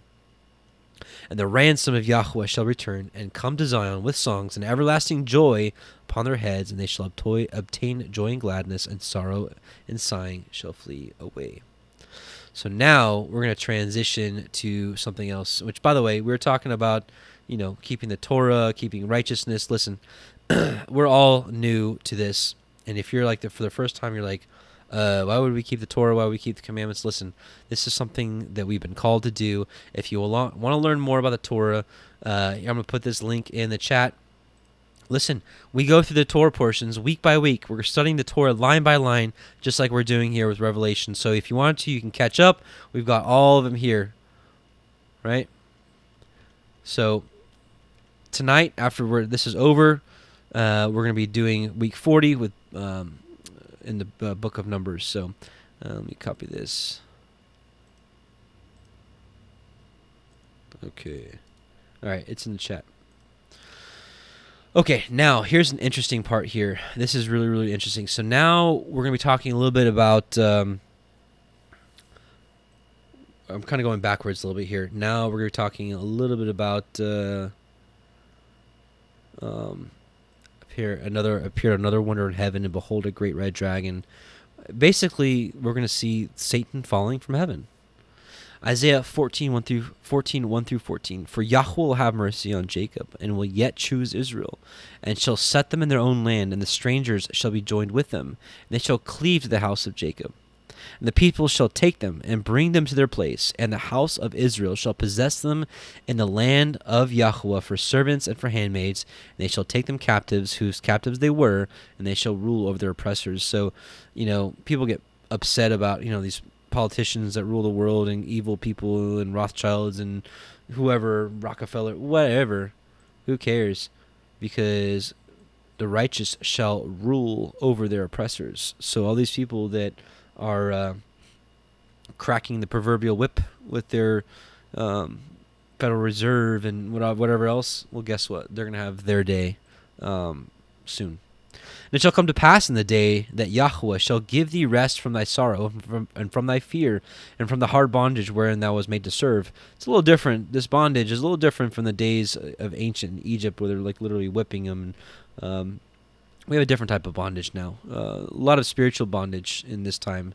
A lot of acts of Balaam in these days, basically causing people to sin, and just everything from women's fashion, testing men and their eyes and their lust, to whatever's on TV, and just schools, education systems, the medical system. I mean, we can sit here and talk an hour about the spiritual bondage that's going on in this world, but thou shalt take up this proverb against the king of Babylon, and say, how hath the oppressor ceased, the golden city ceased? Yahweh hath broken the staff of the wicked, the scepter of the rulers. He who smote the people in wrath with a continual stroke, he that ruled the nations in anger, is persecuted, and none hindereth. The whole earth is at rest, and is quiet. They break forth into singing. Yea, the fir trees rejoice at thee, the cedars of Lebanon, saying, since thou art laid down, no feller is come up against us. Hell from beneath is moved for thee to meet thee at thy coming. It stirreth up the dead for thee, even all the chief ones of the earth. It hath raised up them from their thrones, all the kings of the nations. All they shall speak and say unto you, art thou also become weak as we? Art thou become like unto us? Thy pomp is brought down to the grave, and the noise of thy voiles. The worm is spread under thee, and the worms cover thee. How art thou fallen from heaven, O Lucifer, son of the morning? How art thou cut down to the ground, which didst weaken the nations? For you have said in your heart, I will ascend into heaven. I will exalt my throne above the stars of Elohim, which we know if you watched last week, you know who the stars of Elohim are. I will sit also upon the mount of the congregation in the sides of the north. I will ascend above the heights of the clouds. I will be like the Most High, right? So who else wants to dwell in New Jerusalem? Well, Satan does, but he is cast out. So talking about this sides of the north, right, just to confirm what we're talking about here, Psalm 48, 1 through 6, great is Yahweh, and greatly to be praised in the city of our Elohim, and the mountain of his holiness. Beautiful for situation, the joy of the whole earth is Mount Zion, on the sides of the north, the city of the great king. God, our Elohim, is known in her palaces for a refuge. For lo, the kings were assembled. They passed by together. They saw it, and so they marveled. They were troubled and hasted away. Fear took hold upon them there, and pain as of a woman in travail. So let's go here now to, here we go. Satan thrown down to the earth, which we just got a little glimpse of that there in Revelation, or in Isaiah 14, how they're cut down to the ground. Revelation 12, we're going to read 7 through 9. And there was war in heaven, which, again, I think we've established what heaven is in these last days. Michael, and his angels fought against the dragon, and the dragon fought and his angels, and prevailed not. Neither was their place found any more in heaven, right? And the great dragon was cast out, that old serpent called the devil and Satan, which deceives the whole world. He was cast out into the earth, and his angels were cast out with him. So, let's talk about this. For this, I want to read from Daniel chapter 12, but I want to read from the Septuagint because it's a little different. And this is talking about the end times, of course, in this great time of trouble. And at that time, Michael, the great prince, shall stand up, that stands over the children of thy people, And there shall be a time of tribulation, such as tribulation has not been from the time that there was a nation on the earth until that time. And at that time thy people shall be delivered, even every one that is written in the book. And many of them that sleep in the dust in the earth, and many of them that sleep in the dust of the earth shall awake, some to everlasting life, and some to reproach and everlasting shame. And the wise shall shine as the brightness of the firmament. Again, pretty interesting stuff when we compare this woman being clothed with the sun. We know the sun is known for her brightness. And the wise shall shine as the brightness of the firmament, and some of the many righteous as the stars forever and ever. And you, Daniel, close the words and seal the book to the time of the end until many are taught and knowledge is increased. Boy, oh boy, brothers and sisters, if this is not that time when many people are being taught and knowledge is increased, only because Yahweh says so, not because we just got smarter all of a sudden or we just started reading a lot more. Or certainly he's given us tools to allow us to wise up really quickly, like having the Septuagint at our fingertips like this, having Strong's Concordance, and being able to, I can just look up one word and look at every single verse that has this one word in it. I mean, certainly there's tools that allow us to study like no other time. But remember, all the glory of any wisdom, and it was in Jeremiah, it says, he that wants to glory, let him glory in this, that he knows me, right? That he fears me. I'm butchering that verse, but hopefully you know what I'm talking about. We're not to glory that we have this. He gives the wisdom, right? It's always all credit to him. He's the one that gives understanding. And I, Daniel, saw and behold two others. Let's see, actually, I want to just save some time. Actually, I can't. I gotta read it. And I, Daniel, saw and behold, two others stood, one on the one side of the bank of the river, and the other on the other side of the bank of the river. And one said to the man clothed in linen, who was over the water of the river, when will be the end of the wonders which you have mentioned? And I heard the man clothed in linen, who was over the water of the river, and he lifted up his right hand and his left hand to heaven, right? We read this in Revelation 10. And swear by him, this is Messiah Yahushua, and swear by him that lives forever and ever, that it should be for a time of times and half a time. And when the dispersion is ended, they shall know all these things. Brothers and sisters, let me tell you something. These things are being revealed to us at such a rapid pace in these last days. I really believe that the dispersion is pretty close to being ended here. I really do. And I heard but understood not. And I said, O Yahweh, what will be the end of these things? And he said, Go, Daniel, for the words are closed and sealed up to the time of the end. Many must be tested. And I know many of you out there are being tested. We've all been going through some trials, tribulations, some testings, right? Many must be tested and thoroughly whitened and tried with fire and sanctified. But the transgressors shall transgress, and none of the transgressors shall understand, but the wise shall understand. And from the time of the removal of the perpetual sacrifice, which we know that that our prayers are like incense, and what is it?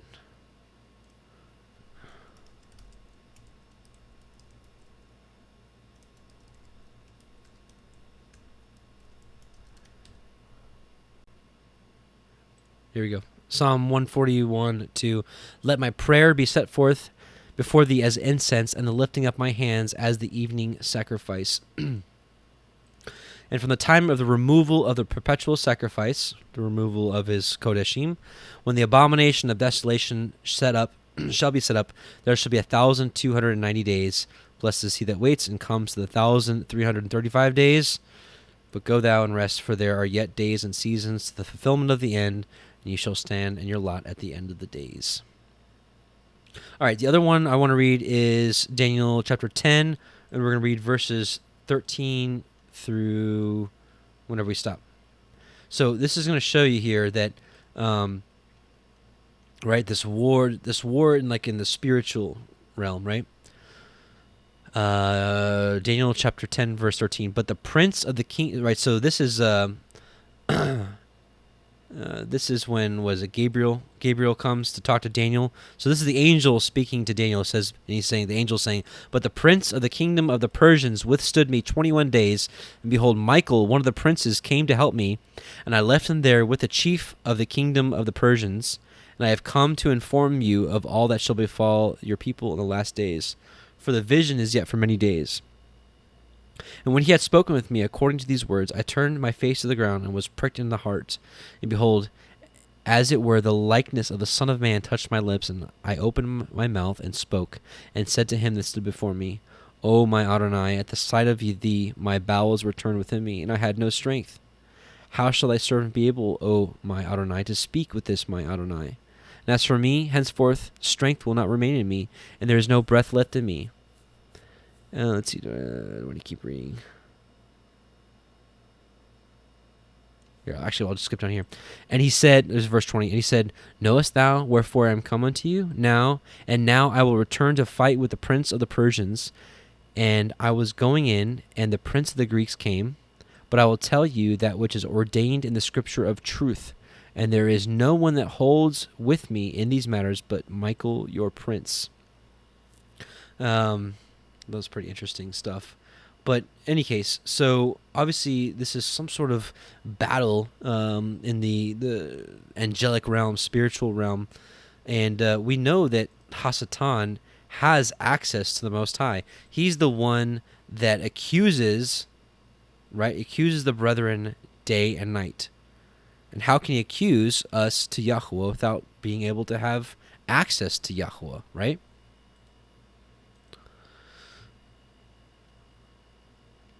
So again, what am I saying here? I believe Satan comes down just as New Jerusalem is coming down as well. Isaiah 62:1, "For Zion's sake I will not hold my peace, and for Jerusalem's sake I will not rest, until the righteousness thereof go as brightness, and the salvation thereof as a lamp that burneth." Verse 11, "Behold, Yahweh hath proclaimed unto the end of the world, say ye to the daughter of Zion, Behold, thy salvation comes, and behold, his reward is with him, and his work before him." Isaiah 40:10, "Behold, Yahweh will come with a strong hand, and his arm shall rule for him, and behold, his reward is with him, and his work before him." Right? Okay. Verse 10, Revelation 12, verse 10, "I heard a loud voice saying in heaven, Now is come Yeshua, salvation and strength, and the kingdom of our Yah, and the power of his Mashiach, for the accuser of our brethren is cast down, which accused them before our Yah day and night." So remember, it's a loud voice in heaven, right? Now is come Yeshua, salvation and strength, and the kingdom of our Yah. So actually, that's actually why I put this here. Right? Zion, salvation cometh. So now is come salvation. So New Jerusalem came down. New Jerusalem came down just as Hasatan was cast down. So it's like heaven is coming down to earth. That's what I'm seeing here. Verse 11, "And they overcame him by the blood of the Lamb and by the word of their testimony, and they loved not their lives unto the death."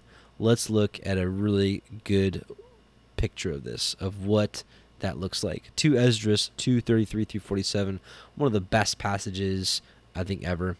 "I, Ezra, received a command from Yahweh on Mount Horeb to go to Israel. When I came to them, they rejected me and refused Yahweh's commandment. Therefore I say to you, O nations that hear and understand, await your shepherd. He will give you everlasting rest, because he who will come at the end of the age is close at hand. Be ready for the rewards of the kingdom." That's what we've been talking about all night. "Because the eternal light will shine upon you forevermore." We've been talking about that all night too. "Flee from the shadow of this age," right? Come out of her. "Receive the joy of your glory. I publicly call on my Savior to witness. Receive what Yahweh has entrusted to you, and be joyful, giving thanks to him who has called you to heavenly kingdoms. Rise and stand, and see at the feast of Yahweh the number of those who have been sealed." Right? There's 144,000. "Those who have departed from the shadow of this age have received glorious garments from Yahweh. Take again your full number, O Zion, and conclude the list of your people who are clothed in white, the great multitude, who have fulfilled the Torah, the law of Yahweh." Don't let anybody tell you. Don't anybody tell you that, that the law has been done away with, has been, that we're no longer under it. So that means, we don't have to keep it. Brothers and sisters, it is a blessing to keep his Torah.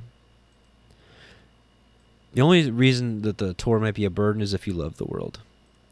The number of your children whom you desired is full. Beseech Yahweh's power that your people who have been called from the beginning may be made holy.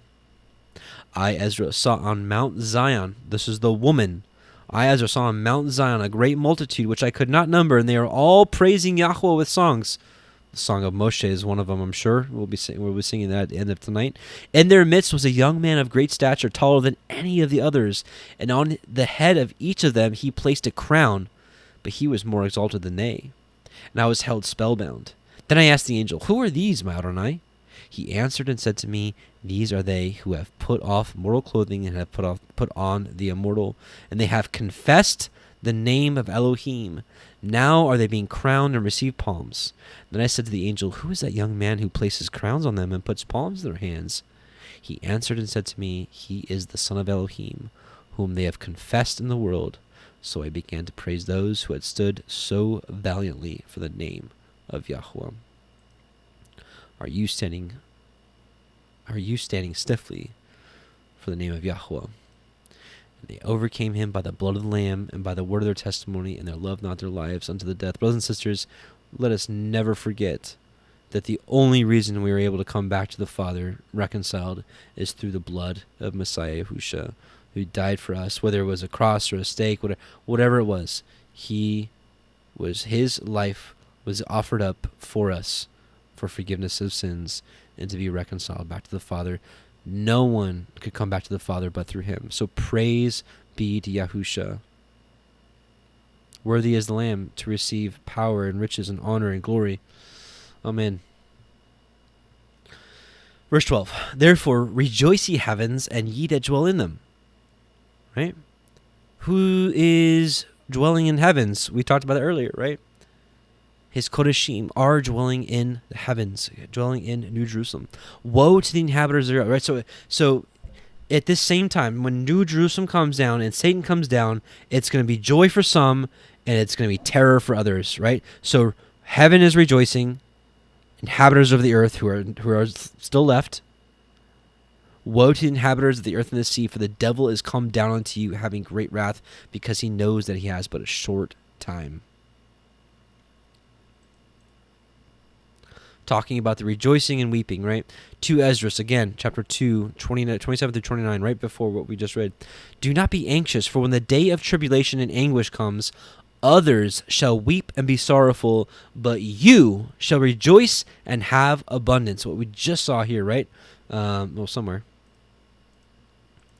Rejoice, ye heavens, and woe to the inhabitants of the earth, right?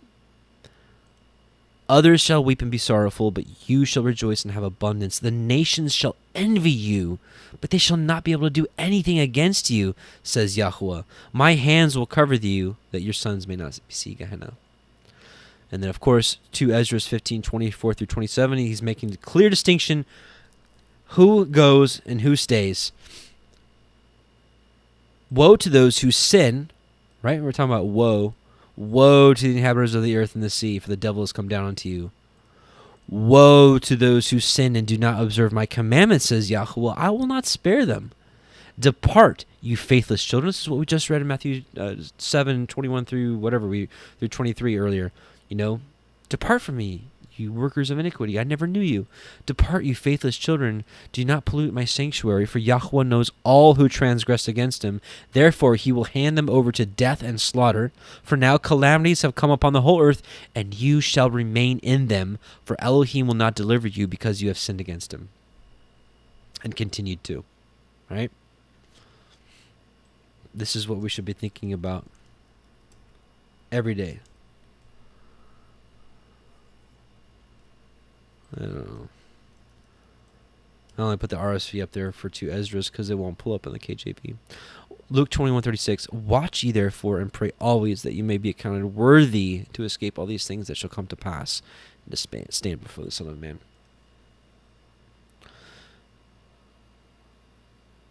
All right. Verse 13. And when the dragon saw that he was cast unto the earth, he persecuted the woman which brought forth the male child. So when the dragon is cast onto the earth, is that the sign right here? And there appeared another wonder in heaven, behold, a great red dragon. Right? Is that what this is? When he saw that he was cast into the earth. Is that what we read earlier in Isaiah 14? You know, how you were cast down to the ground. In another passage, Messiah Husha said, I saw, Satan fall as lightning, right? Fall to the ground as lightning, or whatever he says. So the dragon persecutes the woman which brought forth the male child. Here's an interesting book that most of you have not read. It's called The Ascension of Isaiah. We're going to read chapter 4, and this is going to coincide with what we're talking about right now, about Satan coming down. Let's start chapter 4, starting at verse 2. After it is consummated, Beliar is another name for Satan. Beliar, the great ruler, the king of this world, and we can all admit that even Messiah said that Satan is the prince of this world, the king of this world, will descend. So again, Beliar, the great ruler, the king of this world, will descend, who has ruled it since it came into being. Yea, he will descend from his firmament in the likeness of a man, a lawless king, the slayer of his mother. Now, it's interesting that we've been talking a lot about the woman and how we just read how Hazatan was kicked out, right? The slayer of his mother, who himself, even this king, will persecute the plant which the 12 apostles of the beloved have planted. Of the 12, one will be delivered into his hands. We know that Judas was delivered into his hands. This ruler, in the form of that king, will come, and there will come with him all the powers of this world, and they will hearken unto him in all that he desires. And at his word the sun will rise at night, and he will make the moon to appear at the 6th hour. And all that he has desired he will do in the world. He will do and speak like the beloved. The beloved in this book is Messiah. So he's going to speak like the Messiah, and he will say, I am Elohim, and before me there has been none. And all the people in the world will believe him, and they will sacrifice to him, and they will serve him, saying, This is Elohim, and beside him there is no other. And they, greater number of those who shall have been associated together in order to receive the beloved, he will turn aside after him. So what did that just say? That basically said the majority of Christians will turn over and worship Satan. And there will be the power of his miracles in every city and region, and he will set up his image before them in every city, and we'll just stop right there. And he shall bear, So this is an interesting little passage here. So basically it confirms that he's going to come down. Right? Let's see what else I want to... So, excuse me. Okay. What's interesting about this is, Satan's people knows that his day is coming soon. They are anxiously, just as we're anxiously awaiting for that day, so are they. Evildoers, the wicked ones of this earth, they are absolutely waiting for him to come down. That's their king. Right? It's interesting. I was just doing some searches for Revelation 12. I had no idea that Marilyn Manson has a song called Revelation number 12. And it's interesting. I'm not going to read this for you because this is just so sick. But essentially it says, this is the time for us. This is the time for us. We'll paint the town red. We'll paint the town red with the blood of the tourists. We'll paint anyways. I'm not going to read the rest of it. If you can research that on your own if you want to. But the enemy knows that this is the time, that their time is coming. Just as our time is coming, their time is coming. That's why the darkness is getting darker, and the light has to shine brighter as well. We are supposed to be that light. We're supposed to shine bright. We're supposed to do the good works of Yahuwah, right? So that others may see the good works and be drawn into him. But so they know that their time is coming very, very soon. So again, the dragon, so this is the sign of the dragon coming down. So New Jerusalem comes down with Messiah Yahushua. Satan is cast down. He gathers the world together to go against New Jerusalem, which I do believe is the entire reason for the alien agenda through Hollywood. Independence Day is the perfect example, right? You've got all the world. They drop their problems. They come together. The spirit of man comes together, and they defeat the old alien enemy that wants to wipe out the world. What does that sound like, right? Okay, let's read. Let's see. Okay, and the woman. Oh, I left the entire section out. Revelation 12:14, and the woman were given 2 wings of a great eagle, that she might fly into the wilderness, into her place, where she is nourished for a time and times and half a time from the face of the serpent. And the serpent cast out of his mouth water as a flood after the woman, that he might cause her to be carried away the flood. And the earth helped the woman, and the earth opened her mouth and swallowed up the flood which the dragon cast out of his mouth. So there's lots to talk about here. I don't know if I included it, but it says the woman were given 2 wings of a great eagle, that she might fly into the wilderness. It was also talked about in the Exodus that that he bore Israel on eagle's wings, as he took them out of the wilderness. So I don't know if I included that here. Maybe not. No, but so right now we're going to talk about the flood. But real quickly, where it says right here, and the woman was given 2 wings of a great eagle, that she might fly into the wilderness, into her place, where she is nourished for a time and times and half a time from the face of the serpent. Is this 1260 days? It sounds like it is. It is interesting that possibly when she's nourished, that's the time that the 2 witnesses go out and prophesy to the nations, and then they're killed, and then they're glorified and taken up into, right, come up hither, right? Okay, so now let's talk about the serpent casting out of his mouth flood as a water after the woman, that he might cause her to be carried away the flood. And the earth helped the woman, and the earth opened her mouth and swallowed up the flood which the dragon cast out of his mouth. So let's talk about this flood. Isaiah 59:18 through 19. According to their deeds, accordingly he will repay, fury to his adversaries, recompense to his enemies. To the islands he will repay recompense. So shall they fear the name of YHWH from the west, and his glory from the rising of the sun. When the enemy shall come in like a flood, the spirit of YHWH shall lift up a standard against him. And if you weren't with us many weeks ago, we did a pretty intense study on the standard, or the ensign, or this banner that is raised up. I do believe it is the army, the 144,000. So it is interesting here. The standard also has been portrayed as Messiah Husha as well, alone.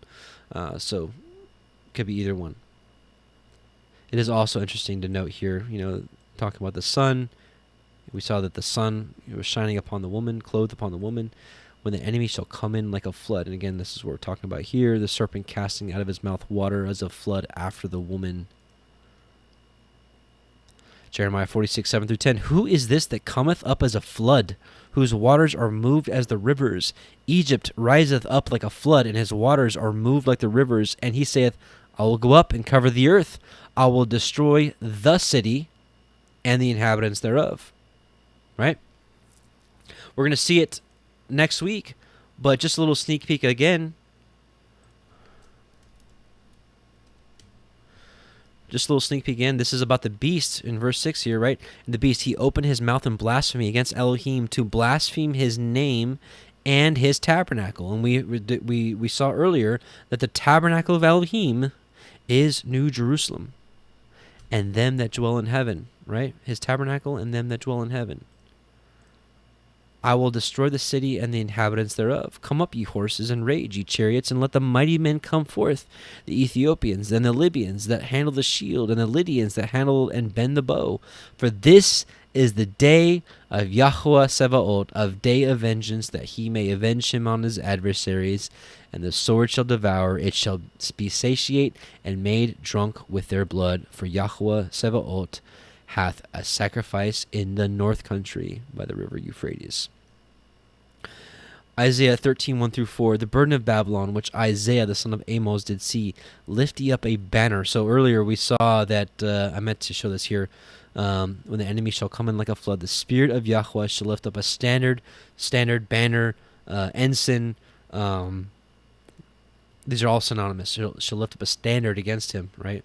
So Lift ye up a banner upon the high mountain. The high mountain, of course, is New Jerusalem. Exalt the voice unto them. Shake the hand that they may go into the gates of the nobles. I have commanded my sanctified ones. I have also called my mighty ones for mine anger, even them that rejoice in my highness.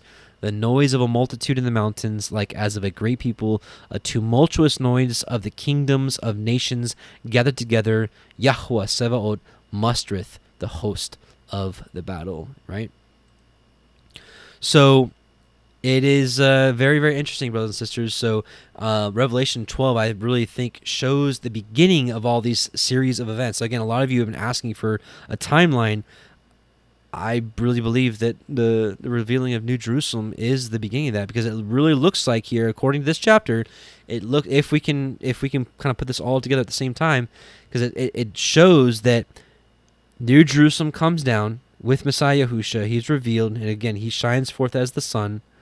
Satan comes down as well. He's cast out at the same time, and then he knows he has a short time, so he goes out really quickly, gathers the nation's leaders, whatever, and again, the big elephant in the room is going to be this big old building that's either floating in the sky or set down somewhere.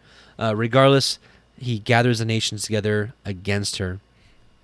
So that's essentially the entire story of Revelation 12. So hopefully, we're going to read the last verse here in a second, but hopefully we've discussed enough. The woman, New Jerusalem, the children, again, either the 144,000 or the 144,000, the great multitude, or everyone that's included in the first resurrection, the dragon, Satan, the beast, which essentially is the Roman Empire, a.k.a. the Holy Roman Empire, the Roman Catholic Church, and then hopefully we've also discussed where heaven is in the last days, or what heaven is considered in the last days. So last verse, Revelation 12:7, and the dragon was wroth with the woman and went to make war with the remnant of her seed, so the remaining of her seed, which quite frankly is what people typically call the tribulation saints, people that did not make it in, they were not ready, the foolish virgins. Lord, open to us. Hopefully at that point they may realize what they missed, and essentially those that don't keep the commandments of the Most High, those that don't keep the Torah of the Most High, are not going to be let in according to the Scriptures. So they should be realizing what happened, why they didn't make it, and they'll probably start changing their ways very quickly and start keeping the commandments, which of course the beast, the devil, is going to do everything in his power to reveal those who want to keep the commandments. Is probably going to be things that go against the Sabbath, things that of course, taking a mark to be able to do commerce, whatever may happen. But they're gonna be shown forth really quickly, and of course he was wroth with the woman, and who went to make war with the remnant of her seed, which guard the commandments of Yahweh and have the testimony of Yahushua HaMashiach. Which, brothers and sisters, is the main message of this, because we can learn about every prophecy that we want to. We can decipher every future prophecy, whatever we desire, want to do, but none of that matters if we are not in a relationship and not in covenant with the Most High, and have not been reconciled back to Him through His Son, right? Having the testimony of Yahushua HaMashiach and guarding His commandments, right? So that is the main message of today. That is, if you want to be a wise virgin, quite frankly, that is how you do it, by the testimony of Messiah Yahushua. We overcome by the blood of the Lamb, right, and the word of our mouth, and also the works of our hands, by keeping the commandments of the Most High. So I pray that this was a blessing for you, but more importantly, I pray that it was a sweet savor before the Most High, that we can come together, study together, learn, grow, edify, whatever have you. So hopefully you may have a better understanding of Revelation 12. I know that I grew a lot doing this study for Revelation 12, and it benefited me in my understanding. So hopefully some of that rubbed off on you. Hopefully some of you are taking some notes, because there's a lot to handle here. I have to take notes. I've got so far 41 pages of notes on the Book of Revelation so far. Which, by the way, I'll be more than happy to share these notes if anybody wants these notes. Maybe put it in the comments or something, and maybe I'll make them available to you guys to download them if you want them. But with all that being said, just a couple announcements. Let's see. I make notes even for my announcements because I forget. So we made an announcement last week. The HalleluYah Scriptures is giving away copies of their scriptures. It's over there. Their scriptures with restored names. Let's try to keep that reserved for those of you that cannot afford to buy one. But because we have a huge list already, I don't even know, like maybe like 300 of you already requested it. I've sent that list to them. Some of you have asked how long. I have no idea. It's all in their hands. But they have the list now. Thank you to Sister Jenna for helping me with that, because there's so many of you. I needed help to get that list. So Sister Jenna, if you're listening, thank you very much for your help. But HalleluYah Scriptures has that list now, and so just give them some time and some patience. Plus, I actually also didn't know how many of you are international, so I don't know what that's going to look like for them. So hopefully everything works out with them for that. Also, we talked last week about our brothers and sisters in Pakistan, and those of you that have been with us for some time over the last couple months, we've been helping them build a building to congregate there. And Brother Faisal is amazing. He's teaching the true names of Yahweh, Messiah, Yahusha. They're coming out of the pagan holidays like Christmas and all that kind of stuff, and learning about keeping the feasts. So there's a small remnant in Pakistan, brothers and sisters, and so they're looking to finish the building. We've got the basement done, the first and second floor done. The only thing left is to close in the roof and to close it in with putting in some windows and some doors. He could use your help. I've put his wire transfer information in the Seymour section, the description box below. So if you would, if anybody wants to help and you can do a transfer to him, please feel free to do so. This is a brother that we've been working with him and the children there for almost 3 years now. Solid brother. And if all this COVID stuff ever goes away, which I don't think so, because I think we're so close to the end, I do plan on making a visit out there and visiting the building. So that might be a great day. Lastly, my father, some of you know that, my earthly father that is, some of you know that I went out to visit him a couple months ago because he had some like bowel cancer, and it was really bad, and the hospital sent him home, so they couldn't operate on him. The cancer was so bad. And a lot of you prayed. I know I prayed, and not just for healing, but for him to come to Yahweh. And when I went out to visit him, I was able to plant some seeds. But some good and bad news. The great news is he's off the bed. He's up and he's working again, and they say he doesn't have cancer. So. HalleluYah. Unfortunately, maybe too soon. Maybe he got healed too soon, because he just did not turn to Yah. So bittersweet, right? So thank you for your prayers. He is doing well, and I am thankful for that. I'm still hoping maybe months from now, maybe years from now, I don't know, maybe he'll realize who actually healed him, and maybe he'll turn to him. So thank you for that regardless. So I appreciate your guys' prayers and your consideration with me and my family. So thank you. And to those of you that support this ministry, again, thank you very, very much for allowing me to do what I love so much. So I praise Yahweh for those of you that help, whether it's just being part of the studies, whether it's just prayer, or those that assist in other ways. I just really appreciate you. This aside from my family and my relationship with Yah through Messiah Yahusha, this is the joy of my life. So thank you very much for allowing me to do this. I love you guys very, very much. So Shabbat Shalom to you, and I pray that your Shabbat is amazing. I pray this is a good start to your Sabbath, the day of the week we look forward to every week, our time with Yah. And actually, I want to read this is a verse that I read. Our Sabbath meal is breakfast. We have a big breakfast is my favorite meal of the day. So we have a big breakfast Saturday mornings, and this is what I read every time. My children love it. I'll read you 3 verses. This is Jubilees chapter 2, verses 20 through 22. And he said unto us, Behold, I will separate unto myself a people from among all the peoples, and these shall guard the Sabbath, and I will sanctify them unto myself as my people, and will bless them as I have sanctified the Sabbath, and do sanctify it unto myself. Even so will I bless them, and they shall be my people, and I will be their Elohim. And I have chosen the seed of Yaakov from among all that I have seen, and I have written him down as my firstborn son, and I have sanctified him unto myself forever, and I will teach them the Sabbath, that they may guard the Sabbath thereon from all work. And thus he created therein a sign in accordance with which they should guard the Sabbath with us on the 7th day, to eat, and to drink, and to bless him who has created all things, as he has blessed and sanctified unto himself a peculiar people above all peoples, and that they should guard the Sabbath together with us. Amen. Brothers and sisters, hey, we're going to be singing the Song of Moshe together. I hope you sing it with me. And for those of you that can stay up, give me about a 10-minute break, and we will be doing week 40, the Torah portion. It's Balak.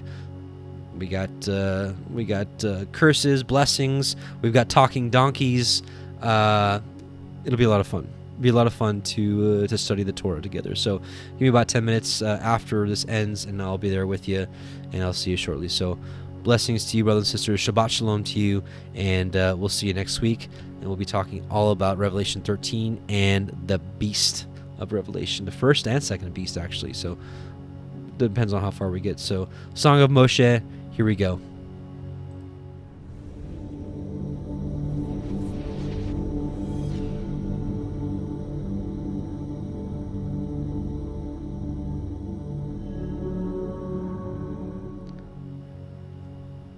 What am I doing? Let's pray. Heavenly Father, Yahuwah Most High, we just come before you in Yahusha's name. We thank you for this amazing time that we can gather together all across your world to study your word and to edify one another, to encourage one another. And we just bless you and thank you for this time. And we pray that you can allow us to do this until that very day you come to gather us. Abba, we just pray that you continue to open our eyes to your word and show us the wondrous matters out of your Torah and, quite frankly, all of your scriptures. And we pray that we can put forth that fruit that you so desire. And we just pray that we be found ready. We pray that you strengthen us, you guide us, you correct us in good measure, so that we may be found ready when you're appearing. We bless you, and we just pray that you come and gather us soon. In Yahushua's mighty name, amen and amen. And brothers and sisters, we'll do the priestly blessing from Numbers chapter 6, do it in Hebrew and in English. Yevarechecha Yahweh vereshmerecha, Yaer Yahweh panav elecha vechnuneka.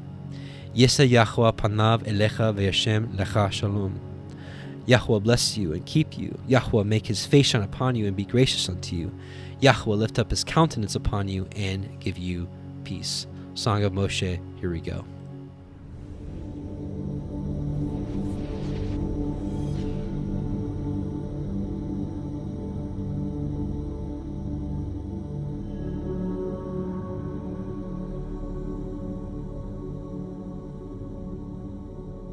I sing to Yahweh, for he is highly exalted. The horse and its rider he has thrown into the sea. Yah is my strength and song, and he has become my deliverance. He is my El, and I praise him, Elohim of my father, and I exalt him. Yahweh is a man of battle, Yahweh is his name. He has cast Pharaoh's chariots and his army into the sea, and his chosen officers are drowned in the sea of reeds. The depths covered them, they went down to the bottom like a stone.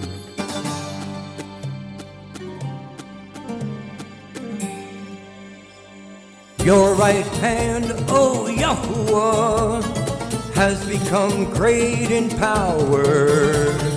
Your right hand, O Yahuwah, has crushed the enemy. And in the greatness of your excellence, you pulled down those who rose up against you. You sent forth your wrath. It consumed them like stubble. And with the wind of your nostrils, the waters were heaped up. The floods stood like a wall, the depths became stiff in the heart of the sea. The enemy said, I pursue, I overtake, I divide the spoil, my being is satisfied on them. I draw out my sword, my hand destroys them.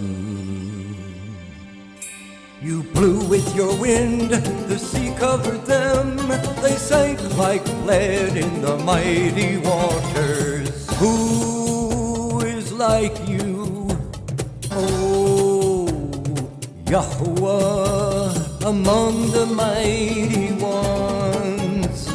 Who is like you, great in Kodeshah, awesome in praises, working wonders? You stretched out your right hand, the earth swallowed them. In your kindness, you led the people whom you have redeemed.